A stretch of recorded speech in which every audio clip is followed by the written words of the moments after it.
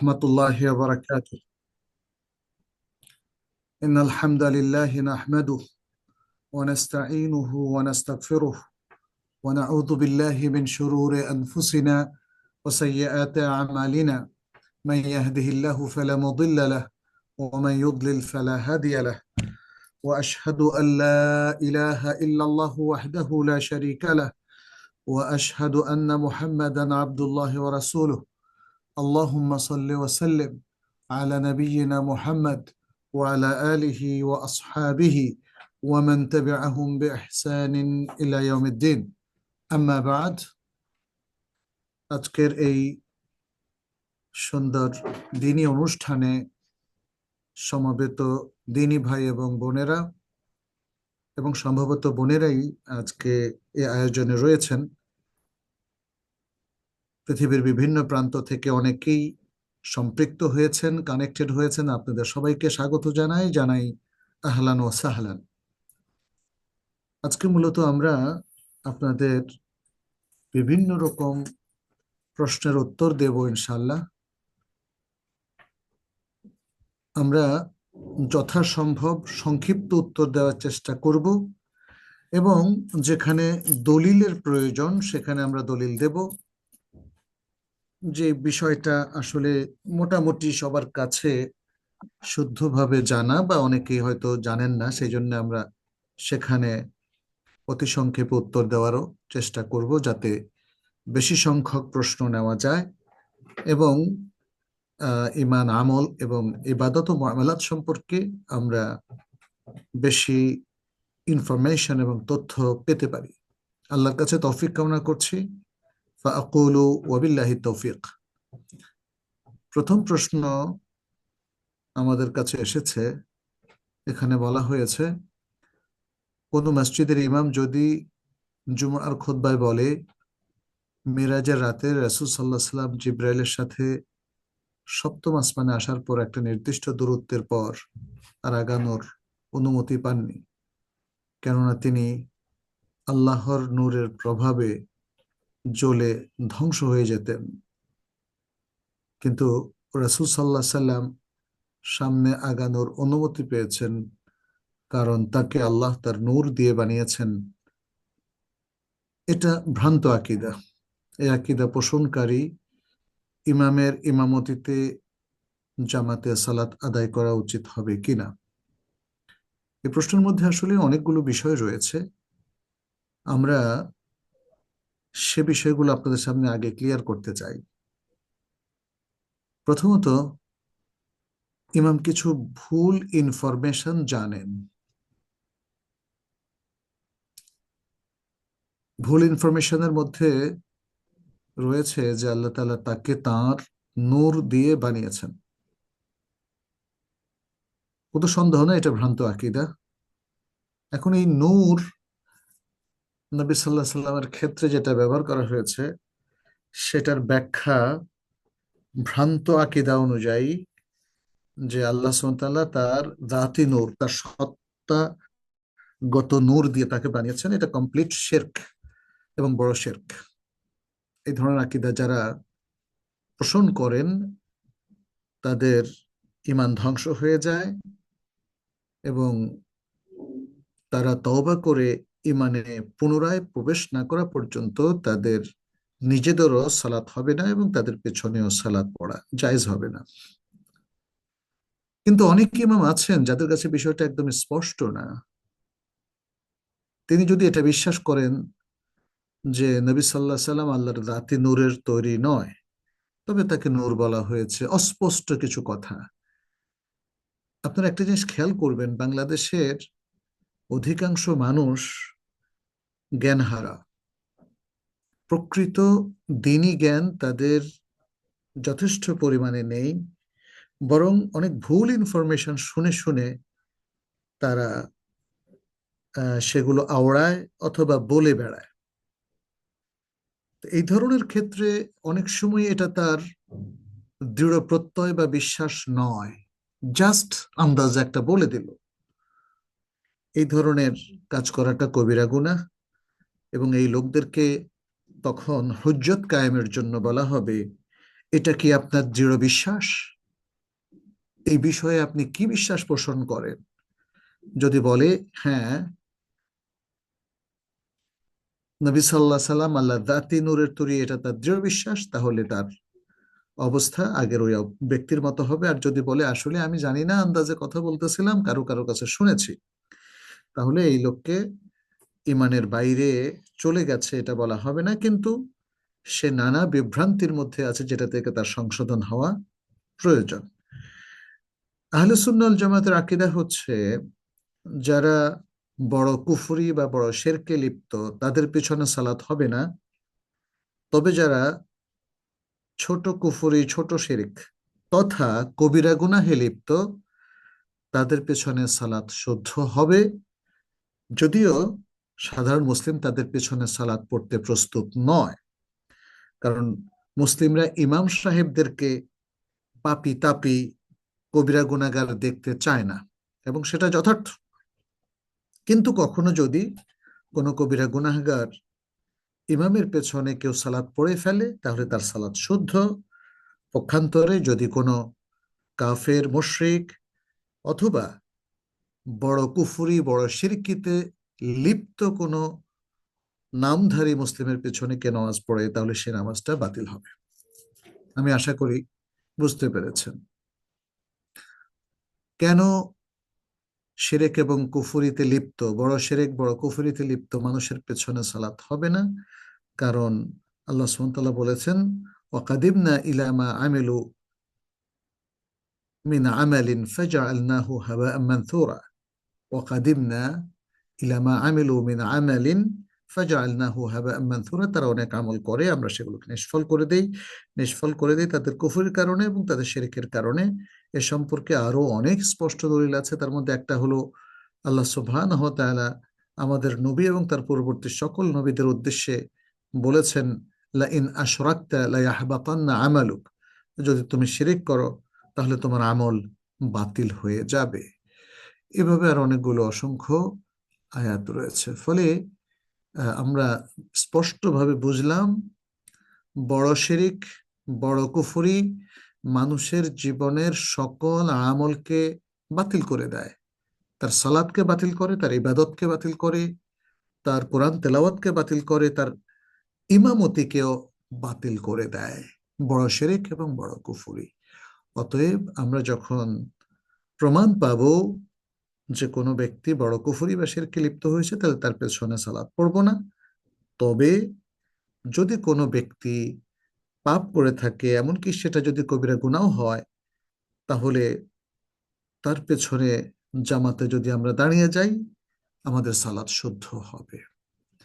দ্বিতীয় প্রশ্নটি হচ্ছে, একজন প্রশ্ন করেছেন, কোনো প্র্যাকটিসিং মুসলিম যদি তার মালিকানাধীন কোম্পানিতে অমুসলিম নারী, যারা পুরুষের মতো পোশাক পরে, মুসলিম নারী যারা মাথায় নামমাত্র হিজাব পরে পরে কিন্তু পোশাক সাজসজ্জা করে, তাদের চাকরি দেয়, যার কারণে পরপুরুষের সাথে তাদের সরাসরি খোলামেলা মেলামেশা, গল্পগুজব করে, যেখানে চোখ, মুখ, হাত, কথার জেনা হয়, গায়ের মাহরামের সাথে মাহরামের মতো মেলামেশা হয়, তাহলে কোম্পানির মালিকের কি গুনাহ হবে? এই ধরনের ফ্রি মিক্সিং এর পরিবেশ তৈরি করে দেওয়ার জন্য যতজন পুরুষ ততজন মহিলা, যদিও এই কাজগুলো পুরুষদের পুরুষদের নিয়োগ দিলেই হয়।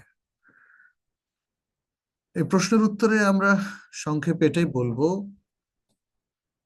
যে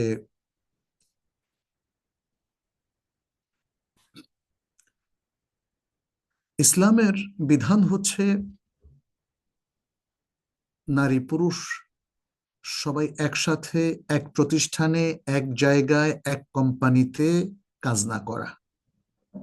নারীদের কর্মক্ষেত্র আলাদা, পুরুষদের কর্মক্ষেত্র আলাদা।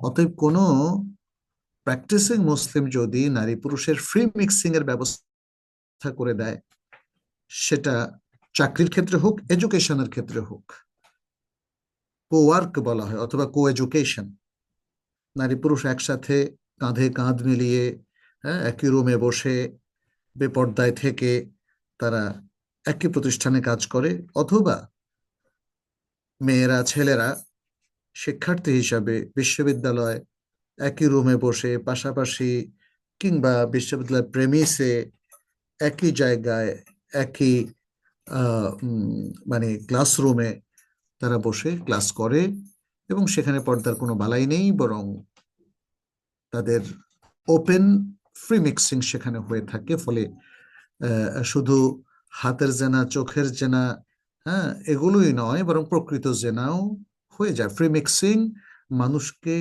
সব যুগেই, শুধু এখন নয়, জেনার দিকে ঠেলে দিয়েছে। ফলে এটা কবিরা গুনাহ, কোনো সন্দেহ নেই। বেপর্দা চলাফেরা করা, হিজাব না করা, ছেলে মেয়েদের ফ্রি মিক্সিং, এটা কবিরা গুনার মধ্যে অন্তর্ভুক্ত, এটা কুফরি বা শিরকের মধ্যে নয়।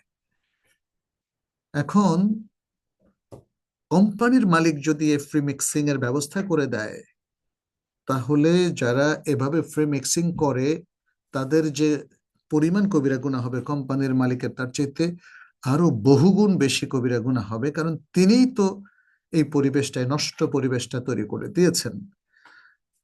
আর আল্লাহর কাছে ক্ষমা পেতে গেলে যারা ফ্রি মিক্সিং করছেন এবং যারা সুযোগ করে দিয়েছেন, উভয়কেই সিনসিয়ারলি তওবা করতে হবে, অন্যথায় তাদের এই পাপ ক্ষমা হবে না, এবং এই পাপের ফসল হিসাবে তারা দুনিয়া আখেরাতে লাঞ্ছিত হবে এবং আল্লাহর কঠিন গজব আযাবের মুখোমুখি তারা হবে।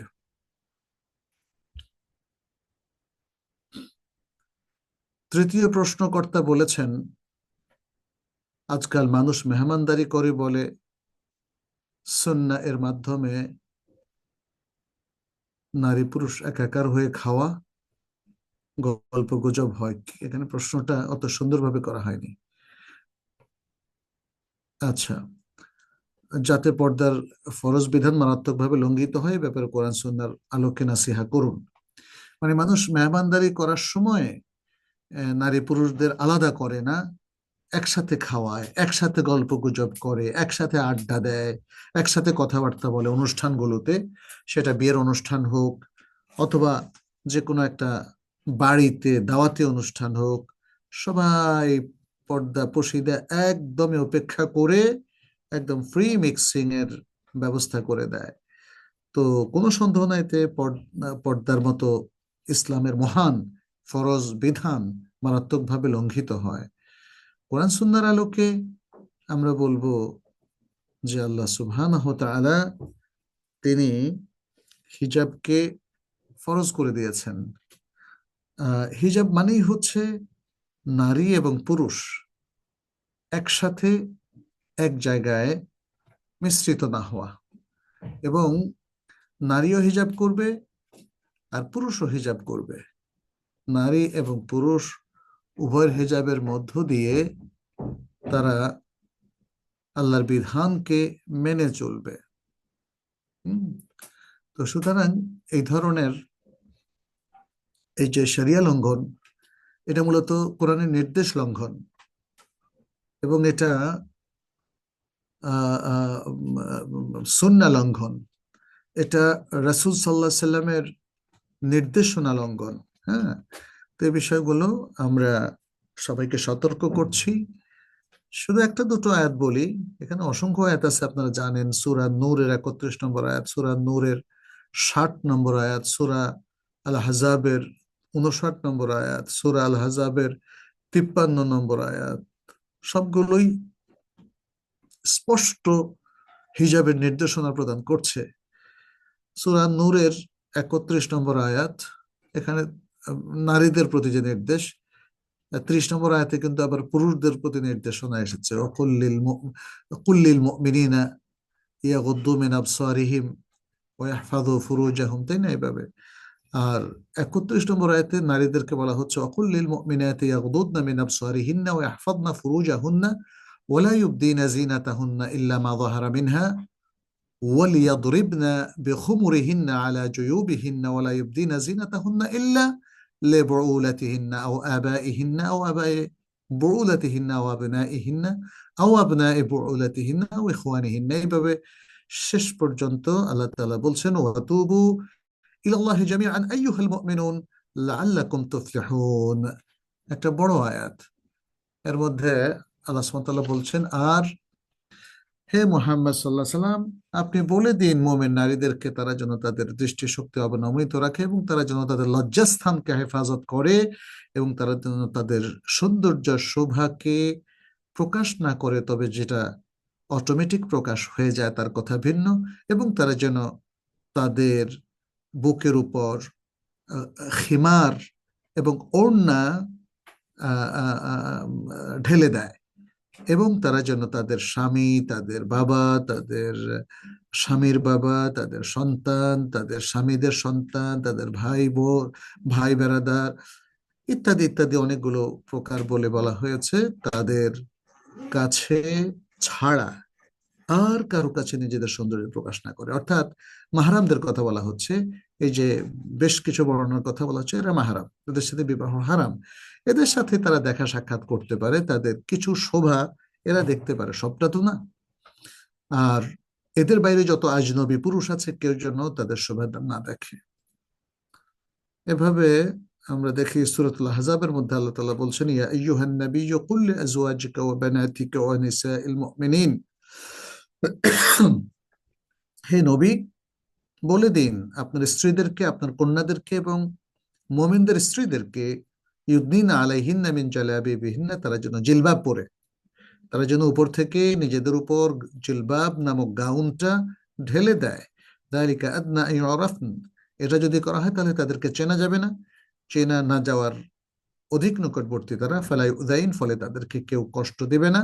ও কানা আল্লাহু গাফুর রাহিমা, আর আল্লাহ তো ক্ষমাশীল করুণাময়। এরকম আরো অনেকগুলো আয়াত আছে হাদিসের মধ্যে। সফিয়া বিনতে শাইবাহ তিনি বলেছেন, আয়েশা রাদিয়াল্লাহু তাআলা আনহা বলতেন, যখন ওয়ালিয়াদরিবনা বিখুমুরিহিন্না আলা জুয়ুবিহিন্না এই আয়াতটা নাযিল হলো, আখাদনা উজুরাহুন্না, হ্যাঁ, এক ধরনের আহ, কাপড়, মানে তারা তাদের কাপড়গুলো নিয়ে ফেললো, ফাশাকাকনাহা মিন কিবালিল হাওয়াশি, তখন এক পাশ দিয়ে সে ওই কাপড়গুলো কেটে ফেললো, ফাখতামারনা বিহা, তারপরে ওই ছেঁড়া কাপড়টা, শাড়ির যে একটা অংশ ছেড়ে ফেললো, সেটা দিয়ে সে খেমার পরলো। এটা সহিহ বুখারীর মধ্যে বর্ণিত হয়েছে। তাহলে আমরা বুঝতে পারলাম যে আসলে আমাদের প্র্যাকটিসিং ভাই বোনদের জন্য অবশ্যই আমাদের পর্দা প্রশিদা করতে হবে, এবং আমরা যখন কাউকে দাওয়াত দেই খুব সতর্ক থাকতে হবে সেখানে যেন নারী পুরুষের মিশ্রণ না হয়। এমনকি আমাদের দাওয়াতে যদি এমন সব লোকেরাও সাড়া দেন যারা পর্দা প্রশিদা করেন না, কিন্তু আমরা তাদেরকে বাধ্য করব যেন তারা পর্দা প্রশিদা করেন। এখানে বাধ্য করার অর্থ এই নয় যে তাদেরকে আমরা মানে জোর করব, এটা না। আমরা সিস্টেম করে নেব, কারণ মানুষ তো ভদ্র, অধিকাংশ মানুষই ভদ্র শালীন, তারা বিনয়ী। তারা যখন দেখবে যে এই রুমে বা এই সাইডে মেয়েরা, ওই সাইডে পুরুষেরা, তারা সেটা পালন করবে। তারা কেউ এসে এখানে বিদ্রোহ করবে না যে না, পুরুষরা এসে বলবে আমরা মেয়েদের মধ্যে থাকবো, মেয়েরা এসে বলে আমরা পুরুষদের মধ্যে থাকবো। এটা হয় না। এটা এই ধরনের অভদ্রতা কেউ দেখান না। ফলে মূল দোষটা হবে আসলে যিনি মেহমানদারি করছেন তার। তিনি সবাইকে ফ্রি মিক্সিং এর সুযোগ করে দিলে অন্যরা যারা ফ্রি মিক্সিং এর সুযোগ নিচ্ছেন তারা যতটা পাপী হবেন, তার চেয়ে বেশি তিনি পাপী হবেন। চতুর্থ যে প্রশ্ন, সেটি হলো, পর্দা কি শুধু নারীর জন্য? হিজাবধারী নারী দাওয়াতে গেলে একা একা রুমে খায়, স্বামী কিংবা স্বামী এবং তার বন্ধু, তার স্ত্রী কন্যা তাদের সাথে খায়, হাসি ঠাট্টা গল্পগুজব করে। পর্দানসীন নারী যেন এই পরিবেশের বাইরের কোন এক আজব প্রাণী। স্বামী স্ত্রীর পর্দার কারণে স্ত্রীকে নিয়ে বাইরে গেলে একসাথে হাঁটে না, আগে আগে হাঁটে, যেন স্ত্রীকে পরিচয় করে দিতে লজ্জাবোধ করে। স্ত্রীর সাথে হাসে না, তার দিকে তাকায় না, তাকে ঘৃণা করে, কিন্তু পরনারীর সাথে স্বতঃস্ফূর্তভাবে হাসে, গল্প করে। স্ত্রী মন খারাপ করলে বলে ছোট মন, হিজাবের ভিতরে শয়তান থাকে, স্ত্রী কি করণীয়? এটা হচ্ছে অতি আধুনিক কোন পুরুষের কথা হয়তো বলছেন, কিন্তু যদি তিনি প্র্যাকটিসিং মুসলিম হন, তিনি তো তার স্ত্রীর হিজাবে সবচেয়ে বেশি খুশি হবেন, তাই না? স্ত্রী হাসি ঠাট্টা গুজব করে না, পর্দা করে, এই জন্য স্বামী তাকে পছন্দ না করে বেপর্দা মহিলাদের কাছে ঘেঁষে, তাদের সাথে গল্প করে, হাসি ঠাট্টা করে। হ্যাঁ, এটা এটা খুবই আপত্তিজনক। এটা খুবই আপত্তিজনক। এবং এই ধরনের আচরণের কারণে মানুষ অবৈধ সংসর্গে লিপ্ত হয় এবং নিজের স্পাউস বা স্বামীর প্রতি সে অধিকার ঠিক মতো আদায় করতে পারে না, দায়িত্ব পালন করতে পারে না। অতএব এটা আমাদেরকে সাবধান থাকতে হবে, এটা আমাদেরকে বাদ দিতে হবে যে আমরা বেগানা নারীদের সাথে বসবো না, পুরুষরা যারা আছি, এবং আমাদের নারীরা তারা বেগানা পুরুষদের সাথেও বসবে না, গল্প করবে না। হ্যাঁ, প্রত্যেকেই কোরআন সুন্নাহ ভিত্তিক পর্দা মেনটেন করে চলবে। আর আমি তো আগের প্রশ্নের উত্তরে বলেছি যে সূরা নূরের আর নূরের 30 নম্বর আয়াতে আল্লাহ তাআলা পর্দার নির্দেশ দিয়েছেন প্রথমে পুরুষদেরকে, এবং পরবর্তী 31 নম্বর আয়াতে পর্দার নির্দেশ দেওয়া হচ্ছে নারীদেরকে। তাহলে নারী এবং পুরুষ উভয় মিলিয়ে পর্দা করতে হবে, পর্দা শুধু নারীর জন্য না। আর যদি স্বামী তার বদঅভ্যাস থাকে, হিজাবি স্ত্রীর দিকে তাকায় না, নন হিজাবির সাথে মজা করে, তাহলে তো এটা ভয়ঙ্কর। স্ত্রী তাকে বুঝাবে, কাউন্সেলিং করবে। স্ত্রীর বুঝ সে না নিলে, অনেক সময় স্বামীরা অহংকারী হয়, তারা স্ত্রীর বুঝ নেয় না, তাহলে অন্য কোথাও কাউন্সেলিং এ আসবেন। হ্যাঁ, এক্ষেত্রে বিজ্ঞ ফ্যামিলি কাউন্সিলর হয়তো আপনাকে অনেক সাহায্য করতে পারবেন। হ্যাঁ, স্ত্রী স্বামীকে যদি সত্যিকার ভাবে শ্রদ্ধা করেন, ভালোবাসেন, তাহলে স্বামীর কিছু ত্রুটি হলেও তিনি পজিটিভলি সেগুলো ধরিয়ে দিবেন।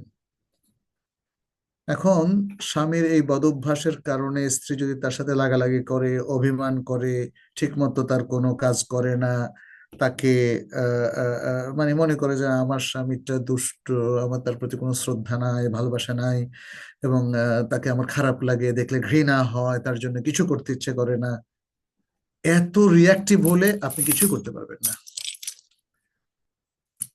আপনি স্ত্রী হিসাবে একটা দাওয়াতি মন নিয়ে দাওয়াত দিতে হবে, এবং সেটা সফল হবে যদি স্বামীর অতিরিক্ত একটু কেয়ার করতে পারেন। আপনি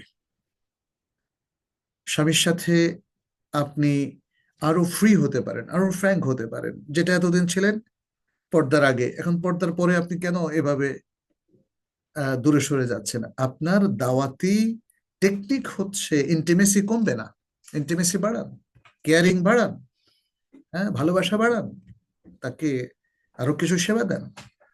হ্যাঁ, এটা দেখেন, রাসূল সাল্লাল্লাহু আলাইহি সাল্লাম যখন তায়েফে গেলেন, তায়েফের লোকেরা তাকে মারলো, রক্তাক্ত করে ফেললো, তিনি তাদের জন্য বদদোয়া করেন নাই। এমনকি যখন পাহাড়ের ফেরেশতা আল্লাহর নির্দেশে এসে বললেন, তুমি চাইলে এই গোটা জনপদটাকে আমি উল্টে দিতে পারি, কারণ এরা এরা খারাপ, এরা আনসিভিলাইজড, এরা আল্লাহর নবীকে রক্তাক্ত করেছে, কিন্তু তিনি বললেন যে না, আমি চাই তারা হেদায়েত পাক, অতএব আল্লাহর কাছে এটাই আমার দোয়া, তাদেরকে আল্লাহ ধ্বংস করুন, এই দোয়া, এই বদদোয়াটা আমি দিচ্ছি না। তাহলে স্ত্রীও তার স্বামীর জন্য দোয়া করবেন, স্বামীর কেয়ারিং বাড়িয়ে দিবেন, এবং তাকে বলবেন যে দেখো, তোমার সাথে আমার যে এত সুন্দর রিলেশন, আমি চাই তুমিও জান্নাতি হবে। আমি তো জান্নাতের জন্য কাজ করছি, তুমি আমার স্বামী হিসাবে আমিও তোমাকে জান্নাতে পেতে চাই, দেখতে চাই। হ্যাঁ, এই ইন্টিমেসিটা আমার মনে হয় অধিকাংশ মুসলিম পুরুষকে উদ্বেলিত করবে, উৎসাহিত করবে, এবং তাকে সত্যের দিকে চলে আসতে সাহায্য করবে। এত কিছুর পরেও যদি কোনো স্বামী তার বদভ্যাস হয়, পরকীয়াতে আসক্ত থাকে, এবং সে হিজাবকে ঘৃণা করে, তাহলে এই স্বামীকে আপনাদের ত্যাগ করা উচিত যদি সম্ভব হয়। কারণ যিনি এত বড় ইবাদত হিজাব, এটা বড় ইবাদত, এর প্রতি ঘৃণা পোষণ করেন, যিনি সালাত পছন্দ করেন না, যিনি অশ্লীল নগ্ন পোশাক পছন্দ করেন, তাহলে তার সাথে কিভাবে আপনি সংসার করতে পারবেন? যাই হোক, আমার এই প্রশ্নের উত্তরে আপনারা আবার ভুল ব্যাখ্যা করবেন না। আমি সবসময় আমরা বলি সংসার রক্ষা করাটাই ইসলামের প্রাথমিক নির্দেশ। আমরা এই প্রশ্নের জবাবে এতক্ষণ আপনাদেরকে সেই নির্দেশনাই দিয়েছি এবং সেই মোটিভেশন দিয়েছি। শেষে শুধু বললাম, যখন আপনি পুরো নিরাশ হয়ে যাবেন আপনার স্পাউজের ব্যাপারে, যে সে কখনোই হেদায়েত পাবে না, সে প্রচন্ড ইসলাম বিদ্বেষী, হিজাব বিদ্বেষী, তাহলে আপনিই চিন্তা করে দেখবেন, অথবা বিজ্ঞ আত্মীয় স্বজন ও ওলামাই কেরামের সাথে পরামর্শ করবেন কেস টু কেস, যে এই সংসার আসলে চালাবেন কিনা বা এটা আপনার চলবে কিনা। পঞ্চম যে প্রশ্ন, সেটি হচ্ছে,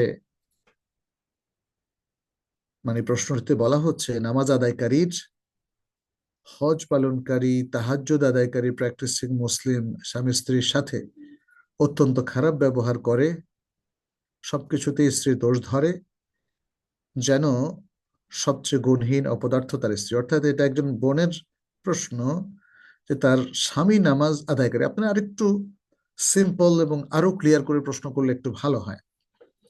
যাই হোক, আমি এটাতে বুঝতে পেরেছি যে স্বামী নামাজ আদায় করে, হজও পালন করে, তাহাজ্জুদও আদায় করে, কিন্তু স্ত্রীর সাথে খুব খারাপ ব্যবহার করে, সবকিছুতে স্ত্রীর দোষ ধরে, অর্থাৎ রিয়াক্টিভ প্রকৃতির একজন মানুষ। তার কাছে স্ত্রীর কোনো কিছুই পজিটিভ মনে হয় না, কারণ যে তিনি রিয়াক্টিভ রিয়াক্টিভ মানুষ দেখবেন সে পজিটিভকেও নেগেটিভ করে ফেলে। বুঝতে পারছেন? তো যাই হোক, আপনার প্রশ্ন হচ্ছে যে স্ত্রীকে একদম নেগেটিভিটির দিকে ঠেলে দেয়, এমন ভাবে বলে যে তার কোনো ভালো গুণ নাই, সব দোষ। হ্যাঁ, অতএব তার স্ত্রী একজন অপদার্থ, এরকম একটা ব্লেম সে সারাক্ষণ স্ত্রীকে দিতে থাকে, স্ত্রীকে মানসিকভাবে নির্যাতন করতে থাকে। বুঝতে পারছি। প্রশ্নে বলা হয়েছে যে আমার সাথেই তো সবসময় রূঢ় আচরণ করে, 32টা বছর বিয়ের বছর হলো, কিন্তু আজকে পর্যন্ত কোনোদিন বলেনি সরি, বা আমার এমন ব্যবহার করা উচিত হয়নি। মানে স্বামী কোনোদিন স্ত্রীকে এরকম কথা বলেনি, বরং সে বোঝায় যে তার কোনো ভুল হয় না, ভুল হয়নি, অপমান অপদস্থ কাজের মেয়ে, ছেলে মেয়ে, এমনকি মার্কেট রাস্তাঘাট সব জায়গাতেই সে মানে এভাবে স্ত্রীকে অপমান করে। এখন স্ত্রীর করণীয় কি? আমাদের একজন বোনে প্রশ্ন করেছেন।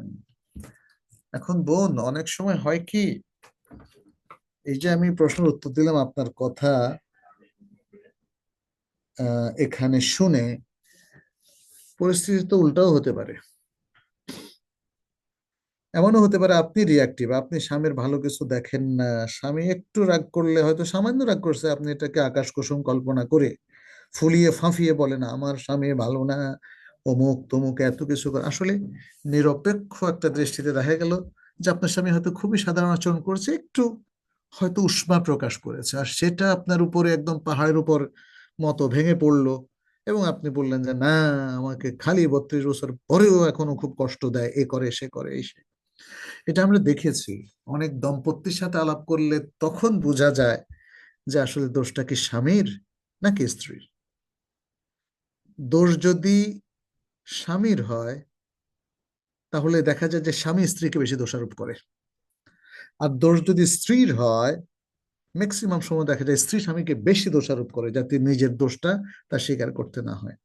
আর দোষ যদি দুজনের হয়, তাহলে দুজন দুজনকে সমানভাবে ব্লেম করে, কেউ কাউকে কম করে না। এটা সমস্যা, এটা সমস্যা। একতরফা প্রশ্ন করে সলিউশন আসলে খুব বেশি কাজে আসবে না। এই জন্য কাউন্সেলিং প্রয়োজন। আমরা আমাদের তাইবা একাডেমি থেকে কাউন্সেলিং করে থাকি, আপনারা অন্যখান থেকেও করতে পারেন। একতরফা অভিযোগের ভিত্তিতে ফয়সালা হয় না। কারণ আমি যদি ধরেই নেই আপনার এই মানে প্রশ্নটাকে সত্য বলে, যে আপনার স্বামী আসলে খুবই খারাপ মানুষ, জীবনে কোনো সরি পর্যন্ত বলে না, এতটা নেগেটিভ এই সেই, তাহলে এই যে রিয়াক্টিভ মাইন্ডের একজন স্বামীর জন্য যে পরামর্শ দরকার আমি সেটা আপনাকে দিব।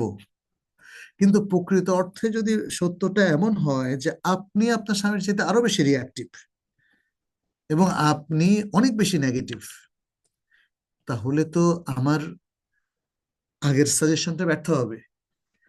কারণ আমি অবাস্তব পরামর্শ দিয়েছি। প্রকৃত অর্থে একজন স্ত্রী উনি বেশি নেগেটিভ, অথচ আমি মনে করেছি আপনার কথা শুনে স্বামী বেশি নেগেটিভ। ফলে যা পরামর্শ দেওয়া হবে, টিপস দেওয়া হবে, এটা হবে অবাস্তব।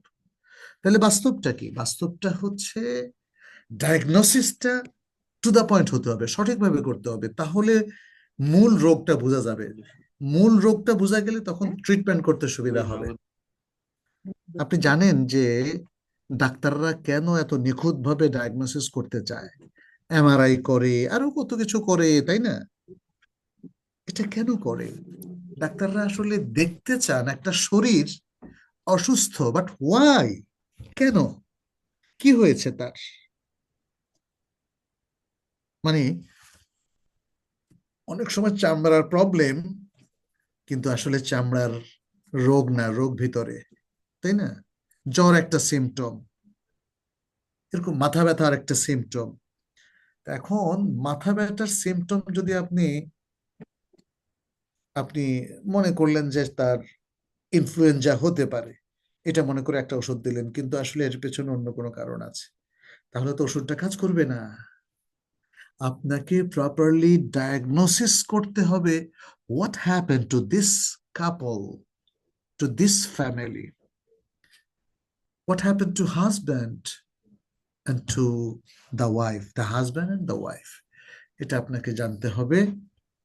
এবং জানার পরে প্রকৃত সিনারিও এটাকে ডিটেক্ট করতে হবে, তখনই আপনাদের ট্রিটমেন্টটা সঠিক করা সম্ভব। আর যদি ভুলভাবে ডায়াগনোসিস হয়, যার দোষ বেশি সেটা ঢেকে যায়, যার দোষ কম সেটা এক্সপোজড হয়ে যায়, তখন আমরা যে টিপস গুলো দিব, যে বাস্তবতাটা বলবো, সেটা খুব বেশি কাজ করবে না। কনফ্লিক্টিং সিচুয়েশনের কথা বলছি, আর এটা কনফ্লিক্টিং সিচুয়েশন। এই তো আমরা আপনাদের অনেকগুলো প্রশ্ন লিখিত পেয়েছি, 5টা, 4টার উত্তর দিয়েছি। এখন আমার মনে হয় আমাদের হাতে আরো কিছু সময় আছে, যদি আপনারা হাত তোলেন তাহলে আমরা সিরিয়ালি আপনাদের এই প্রশ্নগুলোর উত্তর দেব ইনশাআল্লাহ।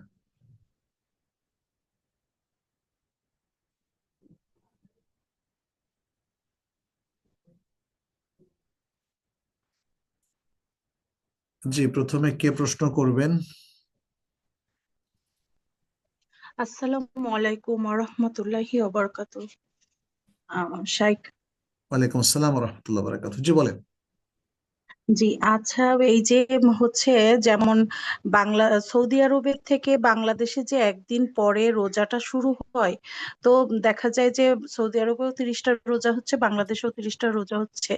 তো আমি যদি হচ্ছে ওমরার উদ্দেশ্যে যাই রোজার মধ্যে, তাহলে কি আমার একটা রোজা কম হয়ে যাবে সৌদি আরবে যদি আমি ঈদ করি? এইটা সলিউশনটা আমি বুঝতে পারছিলাম না, হুম, এটা একটু জানতে বুঝতে চাচ্ছিলাম। পেরেছি, বুঝতে পেরেছি। না, এটা তেমন কোনো সমস্যা না। এই ব্যাপারে শেখ সালেহ বিন উসাইমিন সহ আর অনেকেই সৌদি ওলামায়ে কেরাম উত্তর দিয়েছেন। আহ, আপনি যদি বাংলাদেশে সিয়াম রাখেন এবং সেটা একদিন পরে শুরু হয়, তাহলে সৌদি আরবে যদি 30টা হয় আপনার হয়ে যাবে 29টা, সৌদি আরবে যদি 29টা হয় তাহলে আপনার হবে 28টা। আপনার যদি 29টা সিয়াম হয় তাহলে এনাফ, কারণ সিয়াম 29 অথবা 30, 29 অথবা 30। টেকনিক্যাল কারণে আপনি যেহেতু একদিন পরে শুরু করেছেন, অতএব আপনার সিয়াম সংখ্যা এখানে 30 হবে না, হবে 29, আর সৌদি আরবে হবে 30। আর যদি সৌদি আরবে 29 হয় তাহলে আপনার হবে 28। সিয়াম কখনো কোনো মাসে ফুল সংখ্যা, এটা কখনো 28 হয় না, এটা হয় 29, নয় 30। অতএব আপনাকে যেটা করতে হবে সেটা হচ্ছে, যেহেতু সৌদি আরবে 29টা হলো আর একদিন পরে আপনি গেলেন অতএব আপনার টোটাল সিয়ামের সংখ্যা হবে 28। এবং আরো একদিন আপনাকে সিয়াম রাখতে হবে যাতে সেটা 29 হয়, মিনিমামটা হয়। কারণ রমজান মাসের হিসাব মিনিমাম হলো 29, ম্যাক্সিমাম হলো 30। তাহলে আপনার যদি 28 হয়, আপনি মিনিমাম আরো একটা সিয়াম রাখতে হবে। এখন সেটা কোন দিন রাখবেন? আপনি সৌদি আরবে যখন গেলেন, 28টা হওয়ার পরের দিন হলো ঈদ। তাহলে আপনি ঈদের দিন, তো যেহেতু আপনি যে দেশে অবস্থান করছেন সেখানে তখন ঈদ, আপনি তো ঈদকে অস্বীকার করতে পারবেন না। ফলে আপনার 29তম দিনে আপনি ঈদ করছেন, কি করবেন? আপনি আপনি ঈদের পরে আপনি একটা সিয়াম অতিরিক্ত রাখবেন কাজার নিয়তে। যেহেতু আপনার যে কোনো টেকনিক্যাল কারণেই হোক একটা ফরজ সিয়াম আপনার বাতিল হয়েছে বা আপনি রাখতে পারেন নাই, আপনার রাখার সুযোগ ছিল না, ফলে আপনি সেটাকে কাজা করবেন। আপনি সেটাকে কাজা করবেন। আর যদি 29টা হয়ে থাকে, অর্থাৎ সৌদি আরবে 30টা হয়, আপনি বাংলাদেশ থেকে যাওয়ার কারণে 29টা হলো, তাহলে আর আপনার কাজটা করতে হবে না, কারণ আপনি মিনিমাম রিকোয়ারমেন্টটা পূরণ করেছেন। আশা করি বুঝতে আলহামদুলিল্লাহ। পেরেছেন। জি, আসসালামু আলাইকুম। জাজাকাল্লাহু খায়রান। আমি একটু নামগুলো ডাকি আপুরা, আপনারা মাইক অন করে কোশ্চেন করেন না ইনশাল্লাহ। প্রথমে আছেন ইয়াসমিন আপু। ইয়াসমিন আপু কোশ্চেন করেন ইনশাল্লাহ। আসসালামু আলাইকুম। ওয়ালাইকুম আসসালাম রহমতুল্লাহ। জি, আমার কোয়েশ্চনটা হইলো, এই দেশে আমরা তো ইউকেতে থাকি, একজন স্বামী মানে একজন পুরুষ, উনি কি করছেন, উনার বউর নামে দিয়ে দিছেন মানে এই দেশের আইন অনুসারে যদি ঘর বাড়ি যেগুলা কিনেন, যদি আহ, মানে অর্ধেক উনার বউ মানে মালিক হয়ে যায়, আর যখন মারা যান তখন সারাটার মালিক হয়ে যায় এই দেশের আইন অনুসারে, বুঝছেন নি? যদি এটা না হয় তাহলে ও দেশের গভর্নমেন্ট আছে, তারা গভর্নমেন্টে অনেক ট্যাক্স টুক্স খাটিয়ে নিব কি। তাই এখন তার হাজবেন্ড মারা গেছে, এখন এগুলার মালিক কি উনি হয়ে গেছেন। এর কোয়েকশনটা হলো, পরে কি উনি যখন বন্টন করবেন এগুলা কি কিভাবে বন্টন করবেন ছেলে মেয়েদের জন্য? না উনিও ইসলামিক শরিয়া অনুসারে উনি 8 ভাগের 1 ভাগ পাইবেন না এইটা, আর না এই সম্পত্তিটা কি উনি কি কিছু আল্লাহ বাস্তে বন্টন করতে পারবেন ও ছেলে মেয়েদেরকে বন্টন করার আগে? বুঝতে পারছেন আমার কোয়েকশন? বুঝতে পেরেছি। আপনি পৃথিবীর যেখানেই থাকেন না কেন জি। এবং আইন কানুন যাই হোক না কেন, মিরাজটা বন্টন করবেন শরিয়া মোতাবেক। এটা কোরআনের নির্দেশ, এখানে কোনো ধরনের উল্টাপাল্টা করার কোনো সুযোগ নাই। বুঝতে পেরেছেন? এখন যদি আপনি ব্রিটেনে থাকেন বা আমেরিকায়, কানাডায়, অস্ট্রেলিয়ায়, নিউজিল্যান্ড, এরকম যে কোনো দেশে থাকেন না কেন, সেখানকার western succession law is almost same. অর্থাৎ যে অস্ট্রেলিয়া ব্রিটেনে প্রায় একই ধরনের সাকসেশন ল, এবং সেখানে মেয়েরা অর্ধেক পেয়ে যায়। এমনকি বিবি বিচ্ছেদ হলেও মেয়েরা অর্ধেক পেয়ে যায়।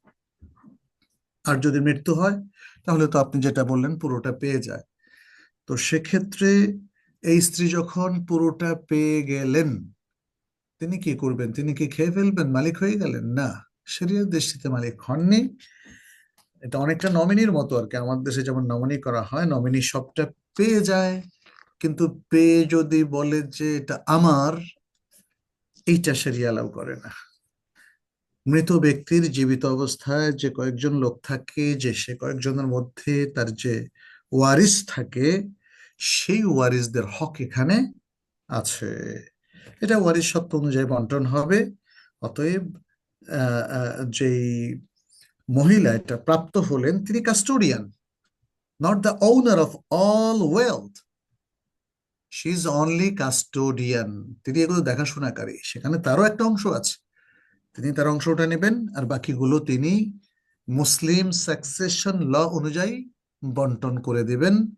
আল্লাহ সুবহানাহু ওয়া তাআলা কোরআনে সে ধরনের নির্দেশনা বহুবার দিয়েছেন, বলেছেন ইউসিকুমুল্লাহু ফি আওলাদিকুম লিয-যাকারি মিসলু হাযযিল উনসায়াইন। আল্লাহ তোমাদের সন্তানদের ব্যাপারে তোমাদেরকে নির্দেশ দিচ্ছেন যেন পুরুষদেরকে মহিলাদের দ্বিগুণ সম্পদ দেওয়া হয়। সুতরাং আমাদেরকে নির্দেশ মানতেই হবে। জি। আর আরেকটা কোয়েশ্চেনের সাথে আছে, উনি কি বন্টন করার আগে কিছু আল্লাহর রাস্তায় ব্যয় করতে পারবেন, ছেলে মেয়েদেরকে দেওয়ার আগে, বন্টন করার আগে?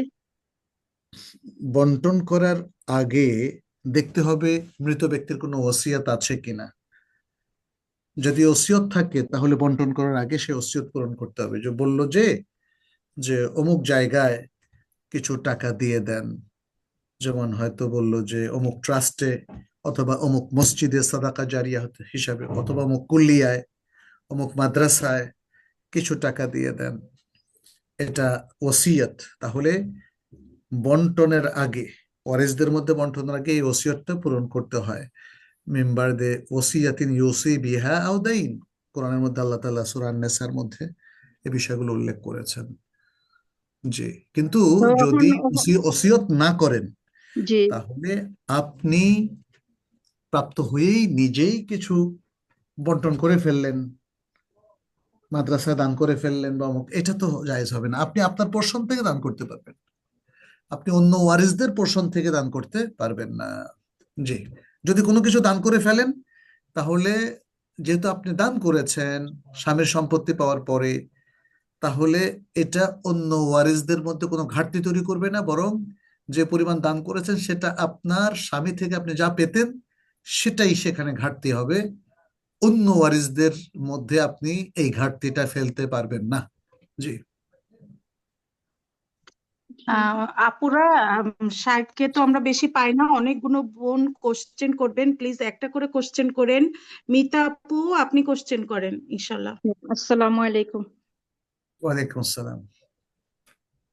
আসসালামু আলাইকুম রহমতুল্লাহ। ওয়ালাইকুম আসসালাম রহমতুল্লাহ বারাকাতুহু। শায়েখ, আমার প্রশ্ন হলো, আমরা একবারে অজু করে এসে আমি কি দুই নিয়তে মানে এক নিয়তে দুইটা নামাজ পড়তে পারবো? যেমন আমি সালাতুদ দুহা নামাজ পড়ার জন্য অজু করে আসলাম, এখন আমি জি কি একসাথে দুইটা নিয়ত করতে পারবো, যে অজুর সালাত এবং সালাতুদ দুহার সালাত জি, বা পারবেন পারবেন সুন্নত? পারবেন পারবেন। এমনকি সালাতুদ দোহা এবং ঠিক আছে। দখুল মসজিদ, যেমন মসজিদে ঢুকে আপনি সালাতুদ দোহা পড়তে চান, তাইলে একই 2 রাকাতের মধ্য দিয়ে আপনার সালাতুদ দোহাও হবে, আবার দখুল মসজিদ হবে। এটা জায়েজ। আর যদি আচ্ছা, যে জোহরের সুন্নত যদি পড়বো আমি, তখন যদি আমি এভাবে নিয়ত করি? হ্যাঁ, সেটাও করা যাবে যদি সেটা শরিয়া সাথে ম্যাচ হয়। যেমন আপনি জোহরের মানে নফল যে সালাটা 4 রাকাত, সেটা 2 রাকাত 2 রাকাত করে পড়বেন। জি। তাহলে আপনি প্রথমে 2 রাকাত পড়ার সময় যেহেতু মসজিদে ঢুকলেন, সেটা দখুল মসজিদ নিয়ত করলেন এবং প্লাস রাতের নামাজের নিয়ত করলেন, দুটো একসাথে করা সম্ভব। তাহলে দখুল মসজিদ হয়ে গেল প্রথম 2 রাকাতে, পরের 2 রাকাত এক্সক্লুসিভ। শায়েখ, মসজিদে না, বাসায়, আমি তো বাসায় নামাজ পড়বো। আমি দুটোই বলেছি, আমি একটা আচ্ছা উদাহরণ না আচ্ছা কয়েকটা উদাহরণ দিয়েছি। আচ্ছা আপনি আচ্ছা। অজুরটা বলেছেন, আমি অজুরটা তো বললামই, আবার মসজিদেরটাও বললাম। আপনি যদি মসজিদে ঢুকেন, এটা নিষেধ না তো, মেয়েদের জন্য আচ্ছা মসজিদ আচ্ছা। কিন্তু নিষেধ না। জি। আর ছেলেদের জন্য ফরজের জন্য মসজিদটা ম্যান্ডেটরি। এখন আপনি শুধু না, পুরুষও যদি বাসায় সালাতুদ দোহা পড়তে চায়, সালাতুদ দোহার জন্য পুরুষকেও মসজিদে যেতে হবে না। বুঝতে পেরেছেন? পুরুষ মসজিদে জি। যেতে হবে শুধুমাত্র ওয়াক্তিয়া সালা, ওই যে মানে যেটা 5 ওয়াক্তের সালা, ফরজ সালা। তাহলে আপনি অথবা আপনার স্বামী, তারা যদি বাসায় অজু করে দোহা সালাতুদ দোহা পড়তে চান, তাহলে 2 রাকাতে 2টা সালাতের নিয়ত করা সম্ভব। এবং যদি অজু করে দখুল মসজিদ পড়তে চান, তাহলে একদিকে অজুর 2 রাকাত, অন্যদিকে দখুল মসজিদ 2 রাকাতও সম্ভব। আবার যদি একই সাথে আপনি সালাতুদ দোহা পড়তে চান, তাহলে এই 2 রাকাতে 3টা নিয়ত একসাথে হওয়া সম্ভব। একটা হলো দখুল মসজিদ, একটা হলো তাহিয়াতুল ওযু, আরেকটা হলো সালাতুদ দোহা।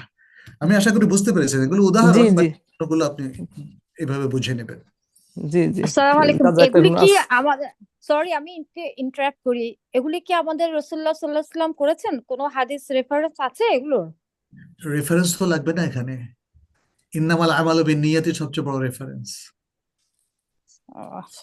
রাসূলুল্লাহ সাল্লাল্লাহু আলাইহি ওয়াসাল্লামকে আপনি এখন ভাবছেন, আপনাকে এসে বলবে শোনো এভাবে এভাবে করবা। তিনি যখন ইন্নামাল আমালু বিন্নিয়াত বলেছেন, জি আপনি অজু করলেন, জি মসজিদে ঢুকলেন, সালাতুদ দোহা হলো, নিয়ত কি সম্ভব কিনা বলেন? না, আমার তো তাহলে আমাকে প্রথম আমার মসজিদে ঢুকা দাখলাতুল মসজিদটা নামাজটা পড়বো, তারপর সালাতুল দোহা নামাজটা পড়বো, তারপর আমার জোহরের হ্যাঁ, সুন্নত আপনি পড়বো। আলাদা নিয়ত করেও পড়তে পারেন, কিন্তু এক আচ্ছা। নিয়তে এটা সম্ভব। জি যেহেতু জি সম্ভব সেহেতু পড়তে কোনো বাধা নেই। যদি আচ্ছা শুনেন, আমাদের অনেকের বদভ্যাস হয়ে গেছে, এই যে এখন যে শরবতটা আমি বানালাম, এই শরবতটা যে খাওয়া যাবে, এটা কি রাসূল সাল্লাল্লাহু আলাইহি ওয়াসাল্লাম বলেছেন কিনা? এটা তো একটু আগে বানালো, এই শরবতটা তো রাসূল সাল্লাল্লাহু আলাইহি ওয়াসাল্লামের যুগে ছিল না। এটা যে খাওয়া যাবে, এটা কোত্থেকে পেলাম? এটা পেলাম আমরা কমন হাদিস থেকে। আমার বানানো শরবত তো রাসূল সাল্লাল্লাহু আলাইহি ওয়াসাল্লাম কিছু বলে যায় না যে মানজুরিল্লাহ এই শরবতটা বানাইলো, এটা খাওয়া যাবে অথবা যাবে না। প্রথম কথা। দ্বিতীয় কথা হচ্ছে, আহ যেহেতু রাসূল সাল্লাল্লাহু আলাইহি ওয়াসাল্লাম এখানে বলছেন ইন্নামাল আমালু বিন্নিয়াত, এবং এটার উপর ভিত্তি করে আমাদের ওলামায়ে কেরাম প্রায় সবাই বলেছেন, যেখানে এক নিয়তে দুটো আমল করা সম্ভব, সেটা জায়েজ আছে। যেমন আমি আহ ঘুমালাম, নিয়ত হচ্ছে শরীরটা যেন একটু পাকাপোক্ত হয়, আবার এটাও নিয়ত যে শরীরটা ভালো লাগলে আমি আল্লাহর কাজ করব। তাহলে আমি ঘুমালাম, আচ্ছা এই ঘুমের কারণে আমার যেমন শরীরটা ভালো হলো, অন্যদিকে আমি সওয়াবও পেলাম। তাহলে এক নিয়তে, মানে দুই নিয়তে এক কাজে, এর বহু উদাহরণ আছে। কিন্তু কোনো আচ্ছা ব্যক্তি যদি ঘুমের সময় বলে যে না, আমার অন্য কোনো নিয়ত নাই, আমি ঘুমাচ্ছি, শরীরটা যেন শক্তিশালী হয়, তাহলে এই ঘুমের কারণে সে আলাদা কোনো সওয়াব পাবে না। এটা মুবাহ। মুবাহ মুবাহ কাজের সাথে নিয়ত যদি যুক্ত হয়, তখন সেটা ইবাদতে পরিণত হয়। এটা ইমাম ইবনে তাইমিয়ার প্রচুর কথাবার্তা আছে, বুঝতে আচ্ছা পেরেছেন? ইমাম আচ্ছা ইবনে তাইমিয়া যিনি সালাফি আলেমদের মধ্যে সবচেয়ে বড় আলেম হিসাবে গণ্য। জি। শায়েক, আরেকটা ছোট্ট প্রশ্ন, আমরা কি তসবিহ পড়তে পারবো? তাসবিহ মানে যদি হয় সুবহানাল্লাহ পড়া, তাহলে তো পড়তে পারবেন। আর এই যে তাসবিহ হাতে নিয়ে মানে যেটা আমরা যদি হয় গুনি। দানা, জি হ্যাঁ, জি, দানা। দানা দিয়ে গোনা, তাহলে এই দানা দিয়ে গোনার ব্যাপারে আমাদের সাহাবায়ে কেরামের মধ্যে অনেকে নিষেধ করেছেন এবং বলেছেন যে গণাটা যেন এই যে পাথর দিয়ে অথবা দানা দিয়ে না হয়। আপনি হাত দিয়ে গুনতে পারেন, হ্যাঁ, হাতের আঙ্গুল দিয়ে গুনতে পারেন, গিরা দিয়ে গুনতে পারেন, যেটা রাসূল সাল্লাল্লাহু আলাইহি সাল্লাম আমাদেরকে দিবসের বা মাসের দিনগুলো গণার ক্ষেত্রেও দেখিয়েছেন এবং তাসবিহগুলো গণার ক্ষেত্রেও দেখিয়েছেন। অতএব তাসবিহ যেটা আমরা বলি যে এক ধরনের 32 দানা বা 33 দানা, 100 দানা, এটাকে অনেক ওলামায়ে কেরামই বেদআ বলেছেন। ওটা আমাদের করাটা আসলে উচিত নয়। অনেকগুলো কারণ আছে আরো, এর মধ্যে এটা রিয়া হয়। তারপরে আমরা দেখি যে আব্দুল্লাহ ইবনে মাসউদ রাদিয়াল্লাহু তাআলা আনহু এবং আরো অন্যান্য ওলামায়ে কেরাম, তারা যখন মসজিদে দেখলেন যে এভাবে আমল হচ্ছে, তারা নিষেধ করেছেন। ফলে যেহেতু সাহাবাদের মধ্যে অনেকে নিষেধ করেছেন, আমরা সেটা করব না। জি। জাযাকাল্লাহ খাইরান। আসসালামু আলাইকুম ওয়া রাহমাতুল্লাহ। ওয়ালাইকুম কাজী আসসালাম। রাজিয়া সুলতান আপু, আপনি কোশ্চেন করেন প্লিজ। বোনরা একটা করে কোশ্চেন করেন প্লিজ। 18 জন বোন হাত তুলে আছেন, শায়েখ সবার উত্তর দিতে পারবেন না। জি, আসসালামু আলাইকুম রহমতুল্লাহি ওবরকাতু। ওয়ালাইকুম আসসালাম ওয়া রাহমাতুল্লাহি ওয়া বারাকাতুহু। আপনি যে শেষে যে এক আপুর প্রশ্নটা বলছিলেন, কিন্তু এটার উত্তরটা তো পেলাম না। কোনটা? আমার এক বোনের সেম সমস্যাটা আছে, সেজন্য উত্তরটা আমার খুব দরকার। কোনটা কোনটা? ওই যে মানে এক আপু প্রশ্ন করলো না যে তার স্বামী 32 বছরে কোনো ইয়ে করে নাই, আহ, সেই প্রশ্নটা। হ্যাঁ, সে উত্তর যে দিয়েছি। কাজই করে সেটারই সমস্যা হয়, এবং তার ইসলাম পালন করতে ওর খুব কষ্ট হয়। তার হিজাবটাকে সে পছন্দ করে না, নামাজ পড়াটাকে পছন্দ করে না, এবং এটা তো তুচ্ছ ডিটেলস একটা উত্তর জিনিস। দিয়েছি আমরা, এটার বিস্তারিত উত্তর দিয়েছি। ও, তখন আমি আপনি ছিলাম হয়তো না, এই তখন জন্য। শুনেন নাই। জি। জি জি জি জি। হুম, ঠিক আছে। ওটা ছিল পঞ্চম, পঞ্চম না কত নম্বর প্রশ্ন যেন? আমি যে লিখিত প্রশ্নগুলো, হ্যাঁ ওটা পঞ্চম প্রশ্ন, ওটা উত্তর দিয়েছি।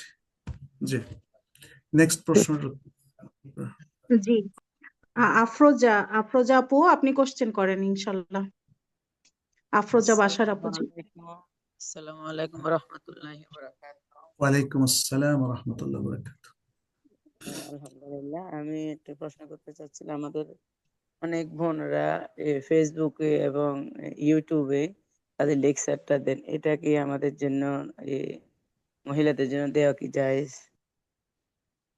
যদি আপনাদের মধ্যে এটা মহিলাদের জন্য স্পেশাল হয়ে থাকে প্রোগ্রাম, তাহলে তো অবশ্যই জায়েজ। শুধু জায়েজ না, যদি দিনই কোনো এলেমের জালসা হয়ে থাকে এটা তো উত্তম। কারণ হলো মেয়েরা মেয়েদেরকে পড়াতে পারবে, ছেলেরাও মেয়েদেরকে পড়াতে পারবে, যেমনটা আমরা আজকে এখানে বলছি। কারণ বুখারীর হাদিসে আপনি জানেন রাসূল সাল্লাল্লাহু আলাইহি সাল্লাম এর কাছে একজন এসে বললেন যে ইয়া রাসূলুল্লাহ, পুরুষরাই তো আপনার দিনগুলো নিয়ে গেছে, আপনি মেয়েদের জন্য, আমাদের জন্য একটা দিন নির্ধারণ করুন। তখন রাসূল সাল্লাল্লাহু আলাইহি সাল্লাম মেয়েদের জন্য একটা দিন নির্ধারণ করলেন। এতে বোঝা যাচ্ছে পুরুষরা মেয়েদেরকে পড়াতে পারে। তো পুরুষরা যদি মেয়েদেরকে পড়াতে পারে, তাহলে মেয়েরা মেয়েদেরকে পড়াতে পারবে না কেন? জি। অনলাইনে সমস্যাটা কি? অনলাইনে সমস্যা হচ্ছে যদি আপনাদের এখানে পুরুষ অংশগ্রহণ করে, পুরুষদের যেটা আমরা বললাম, যেহেতু নারীদের সবকিছুই এবং তাদের সৌন্দর্য, তাদের আওয়াজ, তাদের কথাবার্তা, এগুলো পর্দার ব্যাপারে যথেষ্ট গুরুত্ব এসেছে। এই জন্য আমরা বলবো যে নারীদের আলোচনা, নারীদের দার্স, এগুলোতে যেন পুরুষরা অংশগ্রহণ না করে। আচ্ছা, কিন্তু নারীদের আওয়াজটা তো একদমই আওড়া না যে পুরুষ কখনোই শুনতেই পারবে না। তাহলে রাসূল সাল্লাল্লাহু আলাইহি সাল্লামের সাথে নারীদের কথোপকথন হলো কি করে? প্রথম প্রশ্ন। দ্বিতীয় হচ্ছে, আয়েশা রাদিয়াল্লাহু তাআলা আনহা থেকে অনেক হাদিস অন্য পুরুষ সাহাবা অথবা তাবেঈনরা বর্ণনা করেছেন কিনা? তাহলে ইলম অর্জনের ক্ষেত্রে সাধারণত নারী পুরুষ মিক্স হবে না, বাট নারীদের কাছে যদি এমন কোনো জ্ঞান থাকে যেটা হয়তো পুরুষদের কাছে নেই, তখন নারীদের কাছ থেকে পুরুষরা জ্ঞান নিতে পারবে। তবে অধিকাংশ ক্ষেত্রে যেটা আমরা আমাদের ওলামায়ে কেরামের মধ্যে চর্চা দেখি, সেখানে যেহেতু পুরুষদের মধ্যে স্কলার বেশি, অতএব পুরুষরা নারীদের পাঠদানের ক্ষেত্রে সক্রিয় ভূমিকা পালন করবে। আর নারীদের মধ্যে যাদের কাছে জ্ঞান আছে, তারা যদি দক্ষ হয়, জ্ঞানে সমৃদ্ধ হয়, আলোকিত হয় এবং কনফিডেন্ট হয় যে না, তিনি সত্য জ্ঞানই প্রচার করছেন, তাহলে তিনি তার বোনদের উদ্দেশ্যে, পরিবারের অন্যান্য নারীদের উদ্দেশ্যে বা দেশ বিদেশের মুসলিম নারীদের উদ্দেশ্যে তিনি আলোচনা করতে কোনো অসুবিধা নেই। জাযাকাল্লাহু খাইরান। আলহামদুলিল্লাহ। আসসালামু আলাইকুম ওয়া রাহমাতুল্লাহ। ওয়ালাইকুম আসসালাম। সিনথিয়া আপু, আপনি কোশ্চেন করেন ইনশাল্লাহ, তারপরে গুলজার বেগম আপু করবেন। আসসালামু আলাইকুম শেখ। ওয়ালাইকুম আসসালাম রহমতুল্লাহ। যে আমার প্রশ্নটা একটু লম্বা, আমি আগে ক্ষমা চেয়ে নিচ্ছি, কারণ একটু আপনাকে বুঝাতে হবে, এটা একটু আমাদের একটা ক্রুশিয়াল তারপরে সমস্যা। যথাসম্ভব সংক্ষেপে বলেন। জি। জি জি, আমি সংক্ষেপে বলার চেষ্টা করছি। আসলে এটা হচ্ছে আমাদের পরিবারেরই, মানে পুরো আমাদের গোষ্ঠী যেটা বলে, যে আমাদের আমার একটা ফুপু আছে, আবার আব্বার আপন বোন, 3 নাম্বার বোন। তো উনি থাকে না কয়েকটা পরিবারে, যে একজন উনি যার কথা সবাই শুনে বা একটু মাতব্বর করে, সব ব্যাপারে ইন্টারফেয়ার করে, তো তাকে সবাই একটু ভাবেই কনসিডার করে। তো সে কোনো একটা কারণে খুবই একটা অপ্রয়োজনীয় একটা বিষয় নিয়ে একটা মিথ্যা অপবাদ আমার মার উপর আর আমার ছোট বোনের উপর দিয়েছিল, একেবারেই মানে যেটা আননেসেসারি। এটা ধরেন, তাও আমি বলতেছি 4-5 বছর আগের কথা। হঠাৎ করে তার কাছে বানোয়াট একটা কাহিনী সেটা দিল। দেওয়ার পরে এটা নিয়ে বহু ভাবে আমরা চেষ্টা করেছি সবার সাথে কথা বলার, তার সাথে কথা বলে যে আপনি এটা নিয়ে কথা বলেন, প্রমাণ দেখান, কেন এটা বলছেন। সে সেটাতেও রাজি না, যথেষ্ট খারাপ ব্যবহার সবার সাথে করাতে। তারপর আমরা এটা নিয়ে বন্ধ হয়ে গেছে, আর মানে আমরা চেষ্টা করি নাই তাকে বোঝানোর। কিন্তু আস্তে আস্তে যত দিন গেছে, আস্তে আস্তে আমাদের আশেপাশে আমার অন্যান্য আত্মীয় স্বজনরা সবাই বুঝতে পারলো পরে যে সে আসলে একটা মিথ্যা কথা বলছে, এটা একটা মিথ্যা রটনা ছিল। কিন্তু যেহেতু সে সমাজে সবসময় সবকিছুর মধ্যে আগাগোড়া একটু বেশি মানে খাটাতো, যার জন্য তাকে আর কেউ ওটা সমাধান করে নাই, কিন্তু সবাই জানে যে এটা একটা মিথ্যা, এটা নিয়ে আর কেউ এখন আর কথা বলে না। এই সময়ের মধ্যে আমার মাটা গত বছর আল্লাহর কাছে, আল্লাহ নিয়ে গেছে আম্মাকে। আর তা আম্মার সারা জীবনে এই দুঃখটা ছিল যে কেন সে এই কথাটা বললো, এটা সে কেন এটা মানে আমরা সমাধান করতে পারলাম না। তা যত দিন গেছে তার সাথে আমাদের একটা গ্যাপ হয়েছে। তো এখন রিসেন্টলি আমাদের আমাদের মধ্যে যেটা হচ্ছে যে স্পেশালি আমার মধ্যে একটা খুব ক্ষোভ তৈরি হচ্ছে, আমি জানি না, আম্মা চলে গেছে, আম্মা জানলো না ব্যাপারটা, সে সমাধান করলো না, এখন তার উপর একটা অসম্ভব আক্রোশ চলে আসছে আমার। যার কারণে আম্মা, যেমন আম্মা বেঁচে থাকে তার সাথে আমাদের কোনো অনুষ্ঠানে বিয়ে শাদীতে দেখা হলে আম্মা বলতো তোমরা সালাম দিবা, সে যতই যা বলুক তোমরা সালাম দিবা, তোমরা ছোট দায়িত্ব পালন করবা, করতাম। কিন্তু এখন আমরা সেটা করতেও আমাদের আগ্রহ আসে না, মানে দেখলে আমার রাগ উঠে এবং আমার এই খুব ব্যক্তিটা কে কষ্ট হয়। বলছিলেন? এই ব্যক্তিটা কে? আপন ফুপু। ও, আপন এখন ফুফু। এইটা তো, হ্যাঁ, এই ক্ষেত্রে আমি কি করে নিজেকে কন্ট্রোল করবো? এবং সে নিজেও এখন বুঝতে পারছে যে সে এত বড় একটা মিথ্যা কথা বলছে। এখন সে হয় না গিল্ট ট্রিপে আমাদের সবার সাথে ভালো থাকার চেষ্টা করে, ফোন করে করে সবার বাচ্চার খবর নেয়, কিন্তু এটা তো এখন আমার কাছে মনে হয় যে টাইমস আপ। যা করা সে তো করেই ফেলছে, আমার মাটাই তো চলে গেল আল্লাহর কাছে, সে তো জানলো না। তো এইটার এখন কি, এটাকে আমি শাস্তি পাবো আল্লাহর কাছে যে তাকে দেখে আমি অ্যাভয়েড করছি, আমরা তার ফোন আমি ইচ্ছা করে এখন আর ধরি না, এবং তাকে আসলে আমি এখন আচ্ছা, খুবই বুঝতে অপছন্দ করি। পেরেছি, বুঝতে পেরেছি আপা। জি, এখন আহ এখানে করণীয়টা কি? বুঝতে পেরেছি। প্রথম হচ্ছে, একজন মানুষ যদি আফসোস করে বা অনুতপ্ত হয়, তার অতীতকৃত কর্মের জন্য লজ্জিত হয়, তখন তাকে ক্ষমা করে দেওয়া সবচেয়ে উত্তম।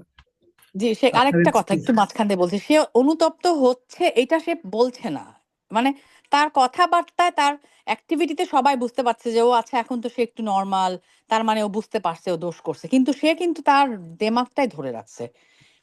যাই হোক, এখানে এখানে শুনেন, এখানে স্বাভাবিক সেন্স থেকেও আমরা বুঝি যে কি করা উচিত।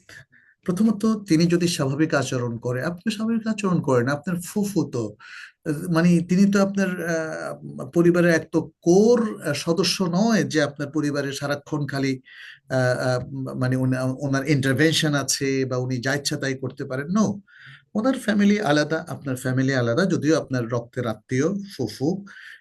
তার সাথে আপনি স্বাভাবিক আচরণ করুন। এটা যে হতে পারতো চাচা, হতে পারতো মামা। ধরেন মানে চাচা, মামা, ফুফু এরা খুব ক্লোজ আত্মীয়, খালা, বাট এরা হুম কিন্তু আমাদের সত্যিকার অর্থে যে ছোট্ট ফ্যামিলির পার্ট না। ফলে হুম হুম খুব যে বড় ক্ষতি করতে পারেন তা না। আপনাকে কয়েকটা মূলনীতি ফলো করতে হবে। 1 নাম্বার, সব মানুষের সাথে সুন্দর আচরণ। আল্লাহ সুবহানাহু ওয়া তাআলা বলছেন ওয়াকুলু লিন্নাসি হুসনা, মানুষের সাথে সুন্দর আচরণ করো। তারপরে ধরেন এহসানের কথা কোরআনে বলা হয়েছে, সবার প্রতি সুন্দর এহসানের কথা। তারপরে রাসূল সাল্লাল্লাহু আলাইহি ওয়াসাল্লাম আরো বলেছেন ইরহামু মান ফিল আরদি ইয়ারহামকুম মান ফিস সামা, জমিনে যারা আছে তাদের প্রতি রহম করো, আল্লাহ তোমাদের প্রতি রহম করবেন। তার মানে হচ্ছে এই যে কমন যে ইনস্ট্রাকশন গুলো, এটার আলোকে আমরা বুঝতে পারছি ভালো মন্দ সবার সাথেই পারতপক্ষে আমরা সুন্দর আচরণ করে যাব। এটা হলো প্রথম মূলনীতি। দ্বিতীয় মূলনীতি হচ্ছে, যদি কোনো খুব দুষ্ট প্রকৃতির মানুষ হয়, তাহলে তার প্রতি জুলুম না করে এবং আহ, আহ, তার ক্ষতি না করে তাকে অ্যাভয়েড করে চলা যায়। এখন যেমন ধরেন, আপনি যদি অ্যাভয়েডটা এমন ভাবে করেন যে তাকে কষ্ট দেন, তাকে বুঝাতে চান তুমি ঘৃণ্য ব্যক্তি, তোমার সাথে কিসের কথা, তাহলে এটা একটু বেশি হয়ে যাচ্ছে। কিন্তু আচ্ছা আপনি যদি মনে করেন যে তার সাথে কথা বলতে গেলেই একটা বিপত্তি তৈরি হবে, কথা বলতে গেলেই সে একটা ক্ষতি করে বসবে, কথা বলতে গেলেই সে একটা সিন ক্রিয়েট করবে, তখন আপনি তাকে জি জি, অ্যাভয়েড এটা করবেন এরকমই। না। বুঝছি তো, মানে এটা হলো মূলনীতি, তখন আপনি তাকে অ্যাভয়েড করবেন। কিন্তু যদি মনে করেন যে না, সে এখন আর কোনো সিন ক্রিয়েট করে না, করবে না, তাহলে আসসালামু আলাইকুম ব্যাস। কোরআন বলছে ওয়াইদা খাতাবা হুমুল জাহিলুনা কালু সালামা, মোমেনদেরকে যখন জাহেল অজ্ঞ লোকেরা, যাদের মধ্যে হিংসা বিদ্বেষ, এই যে সব ক্লিকবাজি করে, এরা এরা আসলে এক ধরনের জাহেল এবং অজ্ঞ মানুষ। কারণ বিজ্ঞ মানুষেরা এই সমস্ত জিনিস করে না। তাহলে জাহেল মানুষরা যদি কখনো আপনাকে সম্বোধন করে, তখন আসসালামু আলাইকুম ব্যাস। এর মধ্যে সীমাবদ্ধ, এরপরে আর দীর্ঘ বেশি কথাবার্তা না বলা। হ্যাঁ, বেশি কথাবার্তা বলে জি জি বেশি এঙ্গেজড হলে যদি দেখা যায় যে প্রবলেম তৈরি হয়, তাহলে সেটা বলবেন না। কিন্তু মানুষের সাথে সুসম্পর্ক রাখা, এটা ইসলামের মূলনীতি। আপনার ফুফু, তিনি একজন মুরব্বী, পারতপক্ষে তাকেও ক্ষমা করে দেন এবং তার সাথে সুন্দর আচরণ করেন। তিনি তখন দেখবেন যে আপনি একজন হিজাবি মহিলা, আপনি দিন ধর্ম ভালো পালন করেন, অন্তত পক্ষে এতটুকু বলবে যে না, আসলে এরা ভালো, এরা ভালো। আর আমার কষ্টটা শায়খ যে আম্মা না জেনে যে চলে গেল, জানতেও না তো না, পারলো না, আপনার তো মায়ের সেই ব্যাপারটার সাথে এটাকে লিঙ্ক করার কোনো দরকারই নেই। আপনি আহ মানে আপনি আপনার কথাই চিন্তা করুন, যেহেতু আপনার মায়ের সাথে ওনার একটা বিষয়, যদি সেখানে আপনার মাকে তিনি কষ্ট দিয়ে থাকেন, ক্ষতিগ্রস্ত করে থাকেন, হ্যাঁ, তাহলে তো এটা বান্দার হক নষ্ট হলো, এবং সেক্ষেত্রে আপনার ফুফু অবশ্যই আল্লাহর কাছে ধরা খাবেন যদি না আপনার মা তাকে মাফ করে থাকেন। সেটা ওই দুইজনের একটা পারস্পরিক রিলেশন। এখানে আল্লাহ তাআলা বিন্দু মাত্র কারো উপর জুলুম করবেন না, না আপনার মায়ের প্রতি না আপনার ফুফুর প্রতি। আপনি এখন, যেহেতু আপনার মা মারা গিয়েছেন, আল্লাহ তাকে জান্নাত নসিব করুক, এবং এখন আপনার ফুফুর সাথে আপনার রিলেশনটা কেমন, কিরকম হবে, আপনি প্রশ্নটাও কিন্তু সেটাই ছিল, করণীয় কি। জি জি সুতরাং আপনি সেটাই চিন্তা করুন আর কি। জি, জি। আচ্ছা, আসসালামু আলাইকুম, জাযাকাল্লাহ খাইরান। ওয়ালাইকুম আসসালাম। গুলজার আপু, আপনি কোশ্চেন করেন। আসসালামু গুলজার আলাইকুম। আপু। আসসালামু আলাইকুম রহমতুল্লাহ বরকাত। সম্মানিত শেখ, ওয়ালাইকুম আমার আসসালাম একটা ওয়া ছোট্ট রাহমাতুল্লাহি ওয়া প্রশ্ন হলো যে এই বিধর্মীদেরকে যদি আপনি দান করেন বা হেল্প করেন, দান সদাগা, দান সদাগা না, ধরুন মনে করেন কোনো টাকা পয়সা দান দিলেন, তাদের কোনো বিপদের সময় হেল্প করলেন, এটার জন্য কি একজন আমাকে বললো দুনিয়াতে নাকি আল্লাহ তাআলা এটার জন্য পুরস্কারিত করবে, আখেরে না। এটা কি সত্যি? জাস্ট ছোট্ট একটা প্রশ্ন। যারা মুসলিম নয় এবং মুসলিম না। যারা ঈমান আনয়ন করেনি এবং ঈমানের মধ্যে নেই, আনয়ন করেছে কিন্তু এখন আর ঈমানের মধ্যে নেই, তাহলে তাদের সকল আমল বাতিল হয়ে যাবে। আর দুনিয়াতে তারা পাবে, দুনিয়াতে কি পাবে? না, যে করবে, অর্থাৎ মনে করেন আমি আমি মুসলিম, আমি একজন একটা বিধর্মীকে কিছু লোন দিলাম, তাকে কিছু বিপদে হেল্প করলাম, তার কাজে হেল্প করলাম, তার বাচ্চা দেখলাম, ওটার জন্য দুনিয়াতে নাকি আমি পুরস্কৃত হব কিনা। ও একজন আচ্ছা, আমাকে বুঝতে বললো পেরেছি। দুনিয়াতে অর্থাৎ আমরা মুসলিমরা যদি অমুসলিমদেরকে কোনো উপকার করে থাকি বা তাদের কোনো কল্যাণ করে থাকি, তাহলে এর রিমুনারেশন আমরা আখিরাতে পাবো না, এটা? জি না, বললো যে আখেরাতে আমরা পাবো না, কিন্তু দুনিয়াতে পাবো। এটা কি সত্যি কিনা, এটাই আমার জানার বিষয়। দুনিয়াতে কি পাবেন? যেমন দুনিয়াতে মানে এটার জন্য আল্লাহ কোনো পুরস্কৃত করবে, কোনো আমার জন্য ভালো কিছু করবে, এটা কি, এটা সত্যি কিনা আমার একটু জানার বিষয় ছিল আর কি। যাই হোক, দুনিয়াতে ভালো কাজ তো এমনিতে ভালো, আপনি তো এমনি পুরস্কার পেয়ে যাচ্ছেন। দুনিয়ার পুরস্কারটাকে আখিরাতের সাথে মেলানো যাবেই না, কারণ দুনিয়ায় আপনি যখন কাউকে 10টা টাকা দেন, সে তো আপনাকে থ্যাঙ্কস দিবে, এটা তো পেয়ে গেলেন। তো দুনিয়ার পাওয়ার ব্যাপারে কারো কোনো দ্বিমত নাই, কম পান আর বেশি পান, কিন্তু আখিরাতে পাবেন কিনা, আল্লাহর যে কোনো বান্দার প্রতি যদি আপনি ইহসান করেন, অবশ্যই আখিরাতে পাবেন। আমি জানি না কোন ফর্মুলার ভিত্তিতে কে আপনাকে কথা বলেছে, এমন কোন নস কোথাও নাই যে অমুসলিমদেরকে ভালো কিছু করলে আপনি আল্লাহর কাছে কিচ্ছু পাবেন না আখিরাতে, এমন কোনো কিছু নেই। জি, জাযাকাল্লাহু খাইর, এটাই আমার প্রশ্ন ছিল। আর ওই আবার জাহানারা আপু, জাহানারা আপু, আপনি কোশ্চেন করেন ইনশাল্লাহ। আসসালামু আলাইকুম। ওয়ালাইকুম আসসালাম ওয়া রাহমাতুল্লাহ। আমার একটা প্রশ্ন ছিল যে ওই যে বলেন, অনেকে বলেন যে জানি না সত্যি কিনা, আমি জানতে চাচ্ছি অনেকে বলে যে উমরা হজ, উমরা হজ করলে নাকি যে বড় হজটা ওয়াজিব হয়ে যায়, এটা কি কতটুকু এটা সত্য? আমি কয়েকদিন আগে দেখলাম, আমাদের হয়তো একজন আলেম ভাই বলেছেন, কিন্তু এটার পক্ষে আমি কোনো দলিলও পাইনি এবং আমাদের বড় শায়েখদের কথাও পাইনি এখন পর্যন্ত আর কি। জি, মানে যদি কেউ বড় হজ করতে না পারে, উমরাটাই করে হবে বা ওমরা আপনি এত ক্যালকুলেশন করে পারবেন? ওমরা করতে লাগে 1.5 লাখ টাকা, মানে বাংলাদেশ জি থেকে, বা আরো কম। আর হজ করতে লাগে 6-7 লাখ টাকা। তা আপনি জি ওইটা ক্যালকুলেশন কেমনে করবেন? মানে মক্কায় গেলেই যদি হজ ফরজ হয়ে যায়, তাহলে মুহররম মাসে যিনি গেছেন, তিনি জি যদি শাবান মাসে মারা যান, তাহলে কি করবেন? গুনাহ নিয়ে মারা যাবেন? ইত্যাদি আরো বহু পর্যালোচনায় দেখা যায় যে বিষয়টা এমন নয়, এটা সামর্থ্যের সাথে রিলেটেড। আল্লাহ তাআলা বলছেন, ওলিল্লাহি আলান নাসি হিজ্জুল বাইতি মান ইসতাতা ইলাইহি সাবিলা, যারা হুম, হজের সামর্থ্য রাখে তাদের উপর হজ ফরজ। কাবা শরীফে গিয়ে যারা উপস্থিত হয় তাহলেই হজ ফরজ হয়ে যাবে, এটা এটা কারো কারো গবেষণা, কারো কারো অভিমত। এটা দলিল নয়, এটা নস নয়, এটা টেক্সট নয়, এটা কোরআনও নয়, হাদিসও নয়, এটা একজন আলেমের হয়তো ধারণা অথবা ইজতেহাদ। হ্যাঁ, প্রত্যেক মানুষ তো ইজতেহাদ করতেই পারে, আমরা কারোর প্রতি খারাপ ধারণা পোষণ করব না। জি ওলামায়ে কেরামের মধ্যে কেউ কেউ বলেছেন যে আপনি যদি এমন হয় যে আপনি ওমরা করতে গিয়ে হজের সক্ষমতা নষ্ট হয়ে যাবে, শুধু জি সেই সময়ে ওলামায়ে কেরাম অনেকে আমাদেরকে রিকমেন্ড করেছেন যে আপনি তাহলে হজ করেন, কারণ হজে গেলে ওমরাও হবে, হজও হবে, জি আর ওমরায় গেলে ওমরা হবে, হজ হবে না। তাহলে যদি কারো প্রবল ধারণা হয় যে আমি ওমরা করলে হজের সক্ষমতা নষ্ট হয়ে যাবে, আমি অক্ষম হয়ে যাব হজ করতে, তাহলে তিনি হজ ওমরা করবেন না, উনি হজ করবেন। আসলে আমাদের রেকমেন্ডেশনটা আলেমরা এভাবে দিয়েছেন। আহ আমি বড় বড় আলেমদের মধ্যে এটা দেখি নাই যে ওমরা করতে গেল, ওমরা করলো, আল্লাহর ঘরে গেল, এখন হজ ফরজ হয়ে গেছে, যদিও তার হজের সামর্থ্য নাই।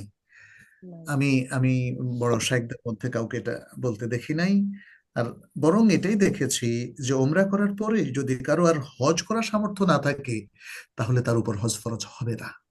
আল্লাহু তাআলা জি আলাম। ভাইয়া এখানে জি একটা কথা, এখানে অনেকে একটা জিনিস করে মিসইউজ করে, তাদের উপরে হাজবেন্ড ওয়াইফ বা একজনের উপর হজ ফরজ হয়েছে, কিন্তু তারা হজ করে না, না করে ফ্যামিলি সহ বাচ্চা টাচ্চা সবাইকে সহ নিয়ে উমরা করে আসে, বলে এটা অ্যাটলিস্ট আরেকটা ওরা মাসালা, এটা আরেকটা মাসালা, যার উপর হজ ফরজ জি হয়েছে সে হজ জি বাদ দিয়ে উমরা করছে, জি এটা জি আরেকটা মাসালা। হ্যাঁ, এটা তো ঠিক জি না, জি এটা আরেকটা এটা মাসালা। আরেকটা জিনিস ভাইয়া, যে এইটা যে আগে তো হজের জন্য যে আর বলে কি বাচ্চাদের উপর তো কিছু ফরজ হয়নি, এখন একটা ফ্যামিলি চার চার পাঁচজনকে নিয়ে গেল, তাদের ধরেন 14 লাখ টাকা 15 লাখ টাকার মতো খরচ হয়ে গেছে, কিন্তু জি, তাদের দুজনের উপর যদি ইয়ে করে, তাহলে বাংলাদেশে গেলে এখনকার হিসাব মতেও তারা দুইজনে ফরজ হজই আদায় করতে পারে। তারা বলে না, আমাদের তো এত টাকা নাই, কিন্তু ওই বাচ্চা সবাইকে নিয়ে কিন্তু অলরেডি 13-14 লাখ টাকা হয়ে তাদের গেছে। হজ ফরজ হয়ে গেছে, যেটা জি জি বলা হলো জি হজ ফরজ হয়ে জি গেছে। 14 লাখ টাকা জি কারো থাকলে, জি হ্যাঁ, এখন অস্ট্রেলিয়া থেকে যাওয়ার প্ল্যান করলে হয়তো টাকা আরো বেশি লাগবে, বাট যদি না, বাংলাদেশ বাংলাদেশ থেকে থেকে, বাংলাদেশ থেকে, জি, বাংলাদেশ থেকে বাংলাদেশে ওনারা গিয়েই তারা চিন্তা উমরায় করলে, গেছে। জি জি এখন 14 লাখ টাকা যদি কারো থাকে, তাহলে তাদের উপর হজ ফরজ হলো। এই অবস্থা তারা 14 লাখ দিয়ে পুরো ফ্যামিলি যদি তারা ওমরা করতে যায়, তাহলে তারা ফরজ হজ না করে শুধু উমরা করার কারণে তারা কিন্তু কনভিক্টেড থাকবে, এবং ফরজ হজ বিলম্ব করার কারণে তারা গুনাহগার হবে। জি ভাইয়া, এই জিনিসটাই আমি বলছি যে আপনার আগে কোনো কিছু ইবাদত করার আগে যদি নিজেদের নলেজ না থাকে প্রপার, তাহলে যারা জানে তাদের কাছ থেকে জেনে নিয়ে এই ইবাদতগুলি করা উচিত, যেহেতু আর্থিক এটা একটা সবসময় মানুষ করতে পারে না। এই আর কি, যাই হোক, এখন জি, আজকে জি। ক্লিয়ার হইলাম, মাশাআল্লাহ, আলহামদুলিল্লাহ, জাযাকাল্লাহ খাইরান। আসসালামু আলাইকুম। জি, অন্যরা প্রশ্ন করেন, আমি ইয়ে করতেছি। রিনা বিনতে মুজিবুর রহমান, তুমি কোশ্চেন করো ইনশাল্লাহ, তারপরে সৈয়দা চম্পা আপু কোশ্চেন করবেন। আসসালামু আলাইকুম ওয়া রাহমাতুল্লাহি ওয়া বারাকাতুহু। ওয়ালাইকুম আসসালাম ওয়া রাহমাতুল্লাহি ওয়া বারাকাতুহু। আমার প্রশ্নটা হচ্ছে একজন একটা ছেলে সে বিয়ে করেছে, মানে ফার্স্ট বলেছিল তার বাবা মা তাকে বিয়ে করানোর জন্য, কিন্তু সে বিয়ে করাই নাই, তারপরে সে নিজে নিজে বিয়ে করে ফেলছে। এখন সেই ওয়াইফ তার বাবা মা পছন্দ করে না। এখন এই ক্ষেত্রে এখন সে 1 মাস পরে আবার দেশের বাইরে চলে গিয়েছিল, ওইখান থেকে আবার দেশে ফিরে আসছে, দেশ থেকে ওইখান থেকে পাঠিয়ে দিয়েছে। এখন ওই ছেলে বাড়িতে যেতে যেতে চাচ্ছে তার ওয়াইফের কাছে, কিন্তু তার বাবা মা রাজি হচ্ছে না, বলছে যে যদি ওইখানে যায় তার বাবা মা লাশ দেখবে। এখন এই ক্ষেত্রে ওই ছেলে কি করবে? মেয়ের বিয়ে মেয়ের বাবা মায়ের মতে হয় নাই, না? না, বাবা মার মতো হয়েছে, ছেলের বিয়ে ছেলের বাবা মার মতো হয় নাই। ও, এতে কোনো সমস্যা নেই, বিয়েটা ঠিক আছে। ছেলের বিয়ের জন্য বাবা মায়ের মতটা শর্ত নয়, কিন্তু উত্তম। কারণ যে বাবা মা তাকে মানুষ করেছে তাদেরকে ইগনোর করে কেন সে বিয়ে করতে যাবে? কিন্তু তারপরেও যদি সে মনে করে যে এখানে অনেক আছে না, অনেক ছেলের বাবা মা দিনদার পাত্রী চায় না, চায় যে যদি পাত্রীওয়ালারা কিছু টাকা টুকা গাড়ি বাড়ি দিয়ে দেয় ছেলেকে, যৌতুক টতুক, হ্যাঁ, তো এই অবস্থায় যদি ছেলে মনে করে যে আমার বাবা মায়ের রুচিটা ভালো না, দিনদারকে পছন্দ করে না, পর্দানসীন মেয়েকে পছন্দ করে না, এই জন্য আমি বাবা মায়ের অমতে দিনদার ফ্যামিলিতে বিয়ে করব, পাত্রী যেন দিনদার হয়, তাহলে এই ছেলে তো ঠিকই আছে। এখন আপনাদের কেসটা কিরকম তা তো বুঝতে পারছি না। কেসটা যদি একটু এরকম হয় লেন্থি না, ছেলের বাবা মাও ভালো দিনদার, আর ছেলে চাচ্ছে হিজাব ছাড়া, তাহলে তো এখানে ছেলের মুশকিল।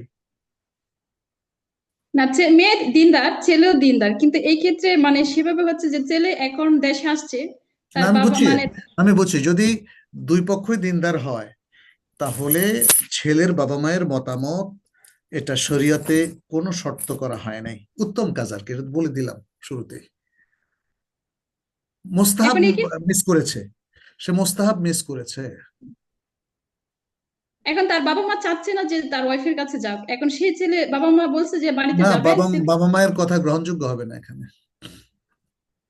তাহলে ছেলে কেন যেতে বাবা পারবে না। মা একটা দিনদার মেয়ের জীবন নষ্ট করতে চায়? তাদের ইগো প্রবলেম হলো কেন, এটা বলেন। এতে লেনদেন নিয়ে একটু ঝামেলা হচ্ছে ওদের মধ্যে, মানে শ্বশুর শাশুড়ি ওনাদের কাছ থেকে লেনদেন নিয়েছে, এটা নিয়ে একটু ঝামেলা হচ্ছে। এখন ছেলের বাবা আসলে চাচ্ছে না ঝামেলা যে অন্য জায়গায়, বাট বিবাহ কেন নষ্ট করবে? শ্বশুর শাশুড়ি মানে বেআই বেআইন, তাদের সমস্যা, তো সেই সমস্যার জন্য দম্পতির বিবাহ রুখে দিবে কেন? দুজনেই দিনদার আপনি বলছেন, তাহলে দিনদার ছেলে দিনদার মেয়ে তাদের বিবাহে, তাদেরকে বিবাহ কেন ডিভোর্সে রূপান্তরিত করবে অথবা ক্ষতিগ্রস্ত করবে, বা তাদেরকে কেন কষ্ট দিবে? কেন বলবে যে ওই মেয়ের কাছে যেতে পারবে না, সে তার বৈধ স্ত্রী কেন যেতে পারবে না? ওনাদের বরং পছন্দ হয় না। বাবা মায়ের উত্তম, না পছন্দ কেন, বাবা মা বলবে যে বাবা, বিয়ে তো তোমার, এখন তো বাবাও বিয়ে করে নাই, মাও বিয়ে করে নাই, করছে ছেলে, তাহলে ছেলেকে অবশ্যই বাবা মা যদি কোনো নাসিহা করার থাকবে নাসিহা করবে, হ্যাঁ, বুঝাবে যে বাবা তুমি এভাবে চলো, এই জায়গা তোমার একটু প্রবলেম আছে, এগুলো মিনিমাইজ করো, আর তোমরা সুখে শান্তিতে বসবাস করো। এখন আমাদের অনেক বাবা মায়েরা কিন্তু তাদের ছেলেদের মেয়েদের জীবন জাহান্নাম বানিয়ে ফেলতেছে, এটা আমি নিজেরাও দেখতেছি। একটা ছেলে মেয়ে ধরেন নানা কারণে তারা ভুল করতে পারে অল্প বয়সী, তো এই ভুলটাকে আপনি ধরে জীবনেও তাদের দিকে তাকাবেন না, কোনো সলিউশন করবেন না। হ্যাঁ, আমরা এই জন্য বলি যে আসলে আমাদের বুদ্ধিকে কাজে লাগাতে হবে, ইমোশন না। হ্যাঁ, এখানে প্রসঙ্গত আপনাদের উদ্দেশ্যে বলি, তিনটা জিনিস আল্লাহ দিয়েছেন আমাদেরকে, একটা ইমোশন, আরেকটা আকল বা বুদ্ধি বিবেক, আরেকটা এলেম বা জ্ঞান, যেটা কোরআন সুন্নাহ থেকে আমরা পাই। জ্ঞানটা পাই কোরআন সুন্নাহ থেকে, আকলটা হচ্ছে আমাদের এই যে হার্ট এবং আমাদের ব্রেন, এ দুটো সমন্বয়। আর হলো ইমোশন, ইমোশনটাও আমাদের একটা, যেটাকে আমরা আবেগ বলি, আবেগ, হ্যাঁ, এটাও আমাদের দেহে আল্লাহ তাআলা, এটা মনে প্রাণে, এটা আমাদের মনের, আসলে বলি না আমরা মনের আবেগ। তাহলে ইমোশনটা সবচেয়ে বেশি রিলেটেড এবং কানেক্টেড হচ্ছে আমাদের মনের সাথে। আকলটা তো হচ্ছে আমাদের ব্রেইনের সেলগুলো এবং প্লাস হার্টের সাথে তার রিলেশন আছে। আর এলেমটা হলো কোরআন সুন্নাহর একদম নিখাদ বক্তব্য। এখানে মনে রাখবেন, ইমোশনকে কন্ট্রোল করতে হবে আকল দিয়ে, আর আকলকে কন্ট্রোল করতে হবে এলেম দিয়ে, ব্যাস। এখন যে মা বাবা, তারা অনেক আবেগী, তারা এখানে বুদ্ধিকেও স্থান দিচ্ছে না, আর এলেম যেটাকে আমরা শরিয়া বলি, শরিয়াকেও স্থান দিচ্ছে না। এই মা বাবার উচিত হবে শরিয়া ভিত্তিক সলিউশন নেওয়া এবং সেটাকে বুদ্ধিবৃত্তিক প্রয়োগ করা, আর ইমোশনটাকে কন্ট্রোল করা, ব্যাস, এই সলিউশন। জি, চম্পা আপু, আপনি কোশ্চেন করেন জি ইনশাল্লাহ, সৈয়দ জি চম্পা আপু। ইনশাআল্লাহ। আসসালামু আলাইকুম ওয়া রাহমাতুল্লাহি ওয়া বারাকাতুহু। শ্রদ্ধেয় শায়েখ, ওয়ালাইকুম আসসালাম ওয়া রাহমাতুল্লাহি ওয়া বারাকাতুহু। আমার একটা জাকাত সম্পর্কে আর কি। আমার জি, মানে 2 বছর আগে আমি আমার স্বর্ণ, আমার মেয়ের আর আমার আর কি স্বর্ণ সোনার দোকানে গিয়ে ওজন করে আসছিলাম। তো এমত অবস্থায় এই দোকানদার বললেন যে এই আহ, আহ, দাম অনুযায়ী তুমি আর আশা লাগবে না, সোনা নিয়ে আসতে তো অনেক কষ্ট হয়, সেফও নাই, তবে ও দাম যে আমি লিখে দিয়েছি এই দামের উপর ভিত্তি করে তুমি তোমার জাকাতটা আদায় করো। এমতো অবস্থায় কি আমি এবছরও পারবো প্রতি যে বছর দাম? তো সোনার দাম বাড়ে কমে, এবং জি একই বছরে 5-7 বার বাড়ে। জি বাংলাদেশে তো এক বছর অনেকবার বাড়ছে। জি তো আপনি তো আগের হিসাবে এখন জাকাত দিলে হবে না, জি বর্তমান বাজার মূল্য, বিক্রি করতে গেলে যা বিক্রি করতে পারবেন সেটার উপর জাকাত দিবেন, কিনতে গেলে যেটা সেটা না। জি, আচ্ছা, তাহলে কি আবার জি। যাওয়া লাগবে দোকানে গিয়ে যদি যাওয়া লাগবে কেন? আপনি আপনার কত মানে সবাই তো জানে যে যেমন ধরেন কতটুকু খাদ আছে, জি আপনি ক্যারেটটা বললে তো হলো যে 20 ক্যারেট না 18 ক্যারেট না 21 ক্যারেট না 22 ক্যারেট, জি এটা বললে ওরা বলে দিবে। আচ্ছা আচ্ছা, জি তাহলে এই যে উনি লিখে দিয়েছিলেন কত শোনা আছে আমার বলে আহ, যদি বলে দেই তাহলে উনি আমাকে আবার বলে দিবে, তাই না? আহ, জি জি জি জি, এটা এটা নিয়ে আপনি চিন্তা করবেন না, আপনার ছেলে অথবা মেয়েকে বলেন, জি, আপনি আপনার ছেলে মেয়েকে বলেন। জি, আমরা নেক্সটে যাই, আমরা 7:30 শেষ করে জাজাকাল্লাহ দেবো। খায়ের। আসসালামু আলাইকুম ওয়া রাহমাতুল্লাহি ওয়া বারাকাতুহু। ওয়ালাইকুম জেড আসসালাম। নাহার আপু, আপনি কোশ্চেন করেন, তারপরে জুবলি আপু করবেন। জেড নাহার আপু আছেন? না থাকলে জুবলি জি আপু যদি থাকে। জি আপা, জি আছি আছি।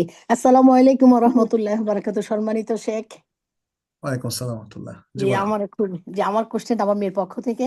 গত বছর আমার মেয়ে প্রেগনেন্ট ছিল, তো তখন ওর শরীর ভালো ছিল, ও রোজা একটাও রাখে নাই। আমরা ভালো মতো জানতামও না, ফি দিয়েও সে দেয় নাই। আর এই বছর বেবি হলো, বেবি 3 মান্থ ওল্ড, বেবি তো এখন ব্রেস্ট ফিড করতেছে। তো এখন আপনি বলেন আমার মেয়ে কি করবে? লাস্ট প্রশ্নটা কথাটা বুঝি নাই, কি মানে গত বছর কি হলো আর এবছর কি হলো?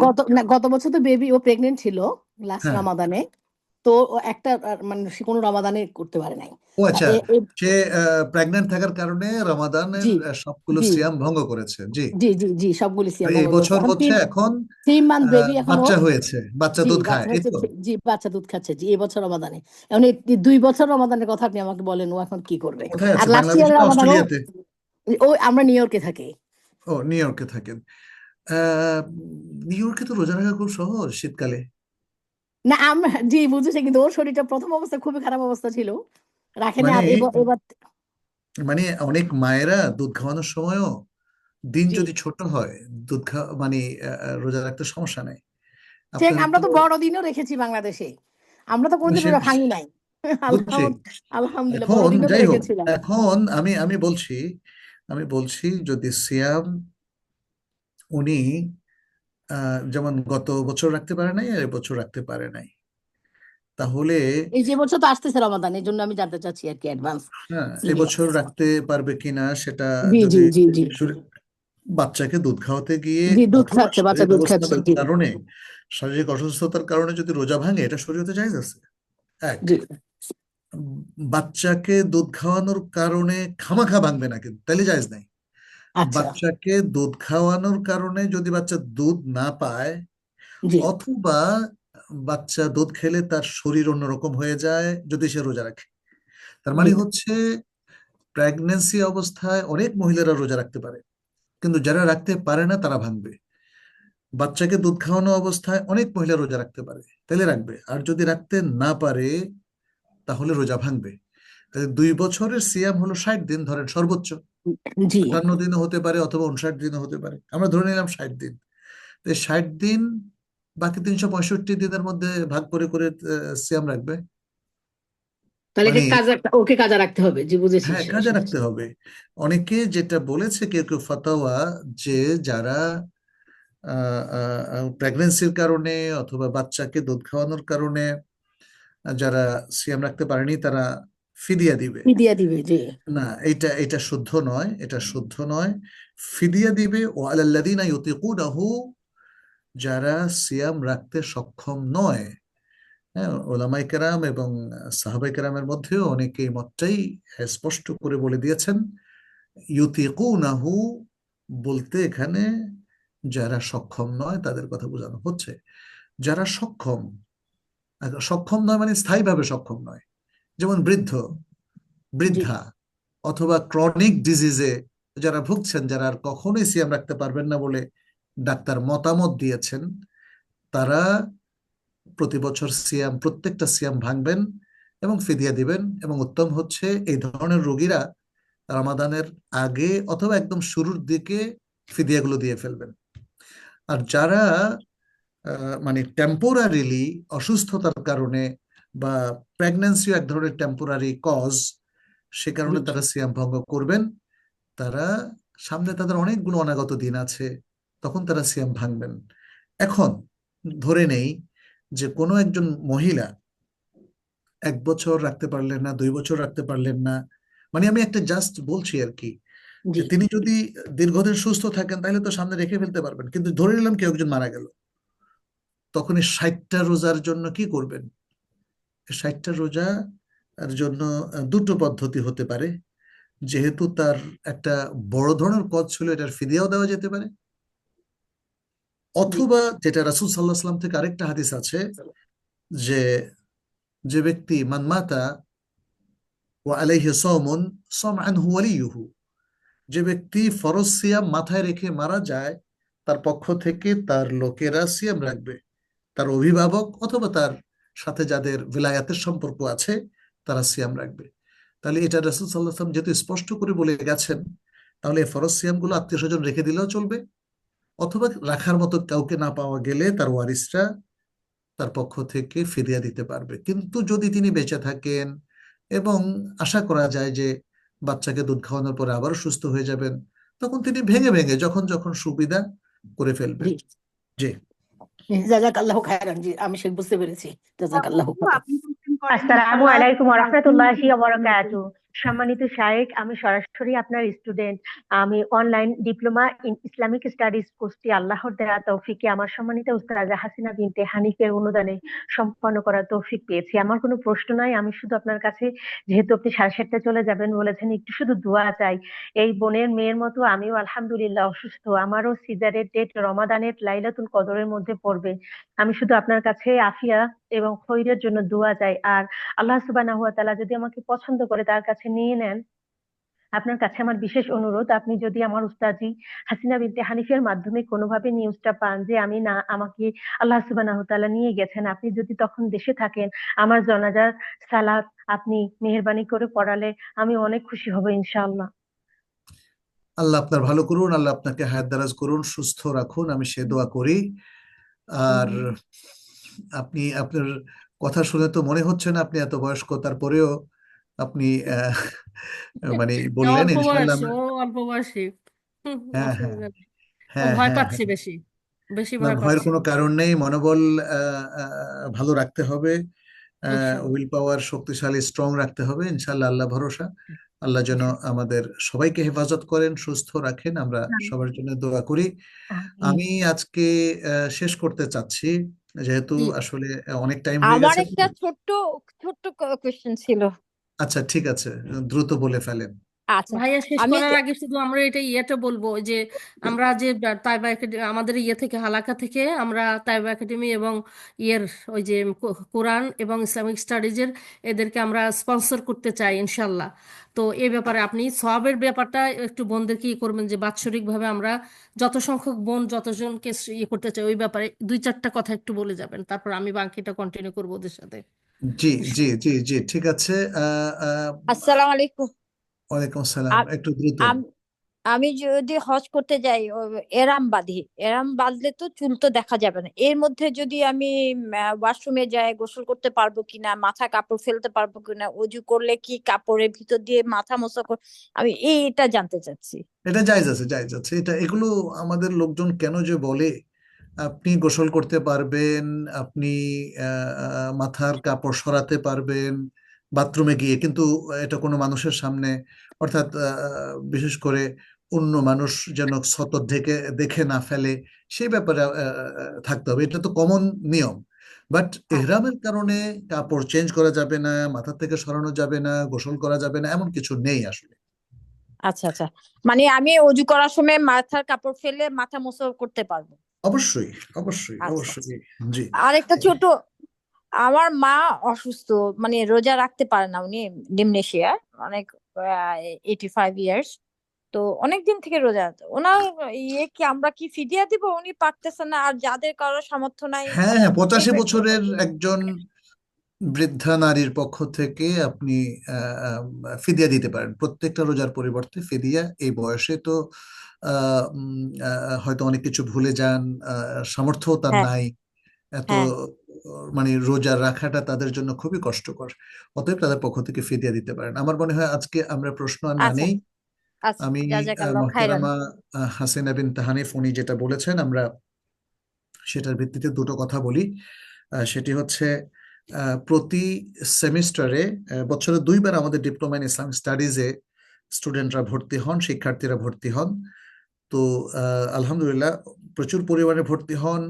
আবার অনেকেই আছেন যাদের আসলে সামর্থ্য নেই ফি দেওয়ার। তো সেক্ষেত্রে আমরা আপনারা যারা আছেন তাদেরকে আহ্বান জানাবো, আপনারা যদি 1জন 2জন 3জন করে স্পন্সর করেন তাহলে আমরা প্রচুর লোকজনকে শিক্ষার্থী হিসাবে আমরা তাদেরকে পেতে পারি। আপনারা হয়তো বলতেছেন আপনি সব ফ্রি করে দেন। আমরা ফ্রি করে দিলে আমরা চলাটা তো কঠিন হবে, আমাদের প্রতি মাসেই 5-6 লাখ টাকা করে খরচ। এটা বিশাল খরচ। মানে যারা অনেকে মনে করছেন যে আমরা রেকর্ড করে বাস চালিয়ে বসে আছি রেডিওর মতো, ব্যাপারটা মোটেই তা না। আমাদেরকে অফিস মেনটেন করতে হয়, আমাদেরকে আইটি সেক্টর মেনটেন করতে হয়, ইঞ্জিনিয়ারদেরকে রাখতে হয়, ডিজিটাল মার্কেট এক্সপার্টদেরকে রাখতে হয়, আমাদেরকে একাডেমিক কোঅর্ডিনেটরদেরকে রাখতে হয়। এরকম প্রচুর খরচ আছে। অন্তত 10-12 জন আমাদের সাথে ফুল টাইম কাজ করেন, অনেকে ভলেন্টিয়ারিও কাজ করেন। তারপরেও আমরা হয়তো খরচ দিয়ে কুলাতে পারছি না। অতএব আপনারা যদি এগিয়ে আসেন শিক্ষার্থীদের জন্য, মানে ব্যাপারটা এমন না করলেই ভালো যে তাইব একাডেমি যেহেতু কোর্সটা ক্রিয়েট করেছে তারাই সবাইকে ফ্রি করে দেখ, তাহলে তো স্কলারশিপ আর লাগে না। ব্যাপারটা এটা না হয়ে আমাদের জন্য সাশ্রয়ী হয় যদি আপনারা আমাদের জন্য কিছু স্কলারশিপ দেন, স্কলারশিপ ফান্ডে কিছু আপনারা যদি কিছু ডোনেট করেন, ইভেন আপনার জাকাত থেকে বা সাদাকা থেকে, তাহলে আমরা অন্তত 1-150 যারা আমাদের কাছে আসে যে আমার টাকা নাই, অথবা আমি হয়তো 4000-এর মধ্যে 1000 টাকা দিতে পারবো, 8000-এর মধ্যে 2000 টাকা দিতে পারবো, তাহলে তাদের বাকি টাকাটা আমরা স্কলারশিপ দিয়ে মিটমাট করতে পারি। আর মনে রাখবেন, জাকাত যদি এই গরিব মানুষকে তলাবুল ইলমের ক্ষেত্রে দেন তাহলে এটা আপনার জাকাত ইফেক্টিভ হবে, আদায় হবে। আর যদি সাদাকার টাকা দেন তাহলে এটা সাদাকা জারিয়া হবে। জাকাতটা দিয়ে তলাবুল ইলম, মাদ্রাসার ছাত্র, ইসলামিক শিক্ষার্থীদেরকে স্কলারশিপ দেওয়া যায়, সেটা জাকাত আদায় হবে। আর যদি সাদাকা দিয়ে দেন তাহলে সেটা হবে সাদাকায় জারিয়া।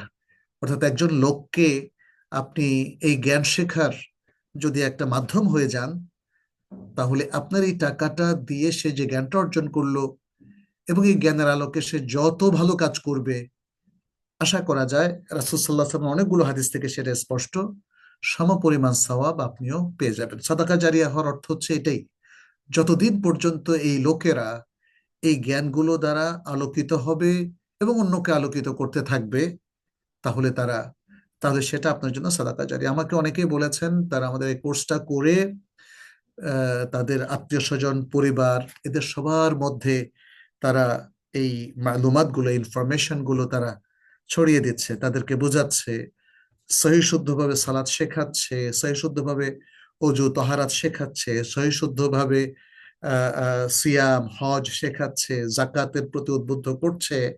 এবং আমরা যে ফিকহুল মুআমালাত আল মালিয়া যেটা করছি, ইসলামিক নিয়মে ব্যবসা বাণিজ্য ট্রানজাকশন, সেগুলো শিখে মানুষকে হালাল হারামের ব্যাপারে তাম্বিহ করছে। তাহলে বুঝতেই পারছেন যে গ্রামে গঞ্জের একজন সাধারণ মানুষ যদি আজকে আমাদের এই কোর্সটা করে, যেখানে তার কোনো শিক্ষক নাই, অথচ সেটা শিখে নিজে আলোকিত হলো, অন্য মানুষকে আলোকিত করলো। আমাদের পঞ্চগড়ে একজন ভাই কিছু স্পন্সর করেছেন, সেখানে আমাদের ছাত্রছাত্রী প্রায় 200-রও বেশি, 250-রও বেশি, মাশাআল্লাহ, তারা বেশ কয়েকজন মিলে তারা স্পন্সর করেছেন। তো এভাবে বিভিন্ন এলাকায় আমার মনে হয় আমাদের যে সমস্ত ভাই বোনেরা আছেন, ছড়িয়ে ছিটিয়ে আছেন, তারা ইসলামিক স্টাডিজের এই কোর্সটা আপনি নিজের উদ্যোগেও কিনে নিয়ে তাদেরকে দিতে পারেন। হ্যাঁ, সরাসরিও কিনতে পারেন, অথবা আপনাদের যে প্রতিষ্ঠান আছে সেটার মাধ্যমেও আসতে পারে। আমরা আরেকটা জিনিসও আপনাদের সাথে শেয়ার করি। আমরা ছোট্ট একটা বক্স করছি যেখানে আমরা 1 বছরের ডিপ্লোমার, এটা জাস্ট হস্তান্তর সুবিধার জন্য, 1 বছরের ডিপ্লোমার এনরোলমেন্টের ডকুমেন্টটা থাকবে সেখানে। আপনি কাউকে বিয়েতে এই কোর্সটা অফার করতে পারেন, নবদম্পতির দুজনকে এই কোর্সটা অফার করতে পারেন। তারপরে কাউকে গিফট হিসাবে, ঈদের গিফট হিসাবে এই কোর্সটা অফার করতে পারেন। সবসময় তো আমরা বিছনা চাদর, কাপড় চোপড়, পোশাক, তাই না, গৃহস্থালী জিনিস আমরা হাদিয়া দিই। এবার আমরা হাদিয়া দিতে পারি ডিপ্লোমা ইন ইসলাম স্টাডিজ অথবা তালিমুল কোরআনের কোনো একটা কোর্স। এই সিস্টেমের মধ্য দিয়ে আমরা আশা করি বাংলাদেশের লক্ষ লক্ষ বনি আদম কোরআনের আলোকে আলোকিত হতে পারে, ইসলাম এবং সহিহ আকীদার আলোকে আলোকিত হতে পারে। আপনাদের সবাইকে আমি ধন্যবাদ জানাই এবং আমি জি, আশা আমরা করছি তালিমুল কোরআনও করতে চাই ভাইয়া, এটাও করতে চাই, দুই দিক থেকেই করতে চাই ইনশাল্লাহ। একটা ভালো ইনশাআল্লাহ সংখ্যক করতে ইনশাআল্লাহ চাই ইনশাল্লাহ। ইনশাআল্লাহ জি, আল্লাহ যেন আমাদের জাযাকাল্লাহ খায়রান সবাইকে আব্বা। তৌফিক দান করেন এবং আপনাদের সবার এই ভালো আমল অনুদানগুলোকে আল্লাহ যেন কবুল করেন। আর আমি আরেকটা সুসংবাদও দেই আপনাদেরকে। আমরা তো আমাদের ইমাম বুখারী ট্রাস্টের আন্ডারে আমাদের যে বড় একটা মসজিদ এবং একটা বড় একাডেমিক ভবন, মোট 40 কাঠার উপরে, আমরা পাইলিং শেষ করে কন্ট্রাক্টর নিয়োগ দেওয়া হয়েছে। আমাদের এখন ফাউন্ডেশন এবং ছাদগুলো তৈরি হতে থাকবে। আপনাদের কাছে দোয়া চাই আল্লাহ যেন আমাদের এই মহান কাজটাকে কবুল করেন এবং দ্রুত সুসম্পন্ন করার তৌফিক দেন, যাতে আমরা দেশে বিদেশে যারা আছেন তাদের প্রত্যেকের কাছে আমাদের প্রিয় রব আল্লাহ সুবহানাহু ওয়া তাআলার বাণী এবং প্রিয় রাসূল সাল্লাল্লাহু আলাইহি সাল্লামের সুন্নাহকে পৌঁছে দিতে পারি। শরিয়াতের ইত্তেবা করতে যেন আমরা সকলেই পারি এবং সেটা সবার কাছে পৌঁছে দিতে পারি, এই দোয়াটা সবার কাছে চাচ্ছি। আমি এতটুকু বলে আজকের মতো এখানে শেষ করছি। হাদা সাল্লাল্লাহু সাল্লাম আলা নবিয়িনা মুহাম্মদ ওয়া আলা আলিহি ওয়া আসহাবিহি আজমাইন। আসসালামু আলাইকুম ওয়া রাহমাতুল্লাহি ওয়া বারাকাতুহু। সুবহানাকাল্লাহুম্মা ওয়া বিহামদিক আশহাদু আল্লা ইলাহা ইল্লা আনতা আস্তাগফিরুকা ওয়া আতুবু ইলাইক। ওয়ালাইকুম জাযাকাল্লাহ আসসালাম খায়রান। আসসালামু আলাইকুম আমরা রহমতুল্লাহি বারাকাতু। টিভিতে হাসিন কেনা আপু, হয়েছে আপনাকে তাইবা অনুরোধ একাডেমির জন্য, করছি, এটা আপনার জানানো অনেক হয়নি বোনদেরকে। জি জি, আপনার অনেকগুলি খাত আছে, ওইগুলি যদি আপনি একটু কষ্ট করে বোনদেরকে জানিয়ে দেন, ইনশাআল্লাহ। আজকে হয়তো বা জাযাকাল্লাহ। অনেক বোন আছেন। জাযাকাল্লাহ খাইরান। আসসালামু আলাইকুম রহমতুল্লাহ। এখন একসাথে সব খাতের কথা বলা যাবে না। আমাদের তো আছে, বৃদ্ধাশ্রম আছে আমাদের, তারপরে যে ব্লাইন্ডদের জন্য ইয়ে আর কি, অন্ধ ছেলে নারী পুরুষ ওদের জন্য পড়াশোনা করার, আর মসজিদ আছে, মসজিদ মাদ্রাসা কমপ্লেক্স কয়েকটা আছে, ইয়াতিমদের জন্য মাদ্রাসা আছে। এগুলো আমাদের বেশ কয়েকটা প্রজেক্ট আছে যে যেখানে দেখতে চান। তো আমার একটা অনুরোধ, যেহেতু এখানে একদম সহিহ আকীদার সবকিছু আমরা সুনিশ্চিত, হ্যাঁ ইনশাল্লাহ আল্লাহ রহমতে সবকিছু পড়ানো হয়। তো এই তালিমুল কোরআনের অ্যাডভান্স লেভেল 1 লেভেল 2 আমরা করেছি ওখানে, হ্যাঁ। যেখানকার শিক্ষক ছিলেন এই যে আমাদের শাকিলা ওস্তাদা এবং শহীদুল্লাহ বিন আব্বাস মাদানী, ওনারাও ছিলেন ওখানকার শিক্ষক। তো এই কোর্সে এবং ইয়েতে আমার আমার সময়কালে আমি জানি অনেকে 500 টাকাও দিতে পারতেছিল না, কিন্তু তীব্র ইচ্ছা পরিবার থেকে একটা মানে 100 টাকাও জোগাড় করতে পারেনি, কান্নাকাটি করতেছে তালিমুল কোরআন শেখার জন্য, হ্যাঁ। তো আলহামদুলিল্লাহ আল্লাহ যখন যাকে উসিলা করে, যাকে সুযোগ করে দেন দিনের জ্ঞান অর্জন করা, কোরআন শিখা, আল্লাহ সেই ব্যবস্থাই করেছেন তখন। এখন আমরা চাচ্ছি আপনারা যদি বছরে একটা স্টুডেন্টের পিছনে 8,000 টাকা, সেটা তালিমুল কোরআন বলেন আর ইসলামিক স্টাডিজ বলেন, আপনারা যদি কাউকে স্পন্সর করতে চান, 1 বছরে শুধু 8,000 টাকা দিবেন, আর তারা যে জ্ঞান অর্জন করবে সহিহ আকীদার, সেটার প্র্যাকটিস, জ্ঞান অর্জন, বিতরণ সবকিছুর অংশীদার আপনারা হবেন। আমার সাথে যোগাযোগ করবেন। আলাদাভাবে করলে জিনিসটা সুন্দর হয় না, আমাদের সাথে একসাথে দিবেন, হ্যাঁ।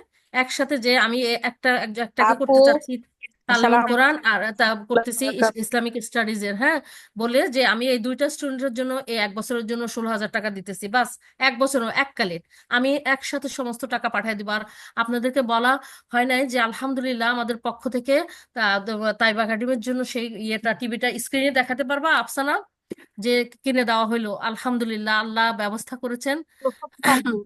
আসসালামু একটু আলাইকুম স্ক্রিন দেখাও। জি, রহমতুল্লাহি ওয়ালাইকুম বারাকাতু। আসসালাম। শ্রদ্ধ আপু, জি, আপু, 1 বছরে 8,000 টাকা, তাই না, একজন মানুষের জন্য? একজনকে একটা কোর্সের জন্য, কমপ্লিট কোর্সের জন্য, বুঝছেন, এ, সেমিস্টার 1 সেমিস্টার 2, আপু হ্যাঁ। যে নোট কিনতে হয় না, যে এগুলা ও কিনে মানে ওগুলো নোটগুলো হ্যাঁ ওই বইটা সহ না? আচ্ছা ওটা আলাদা।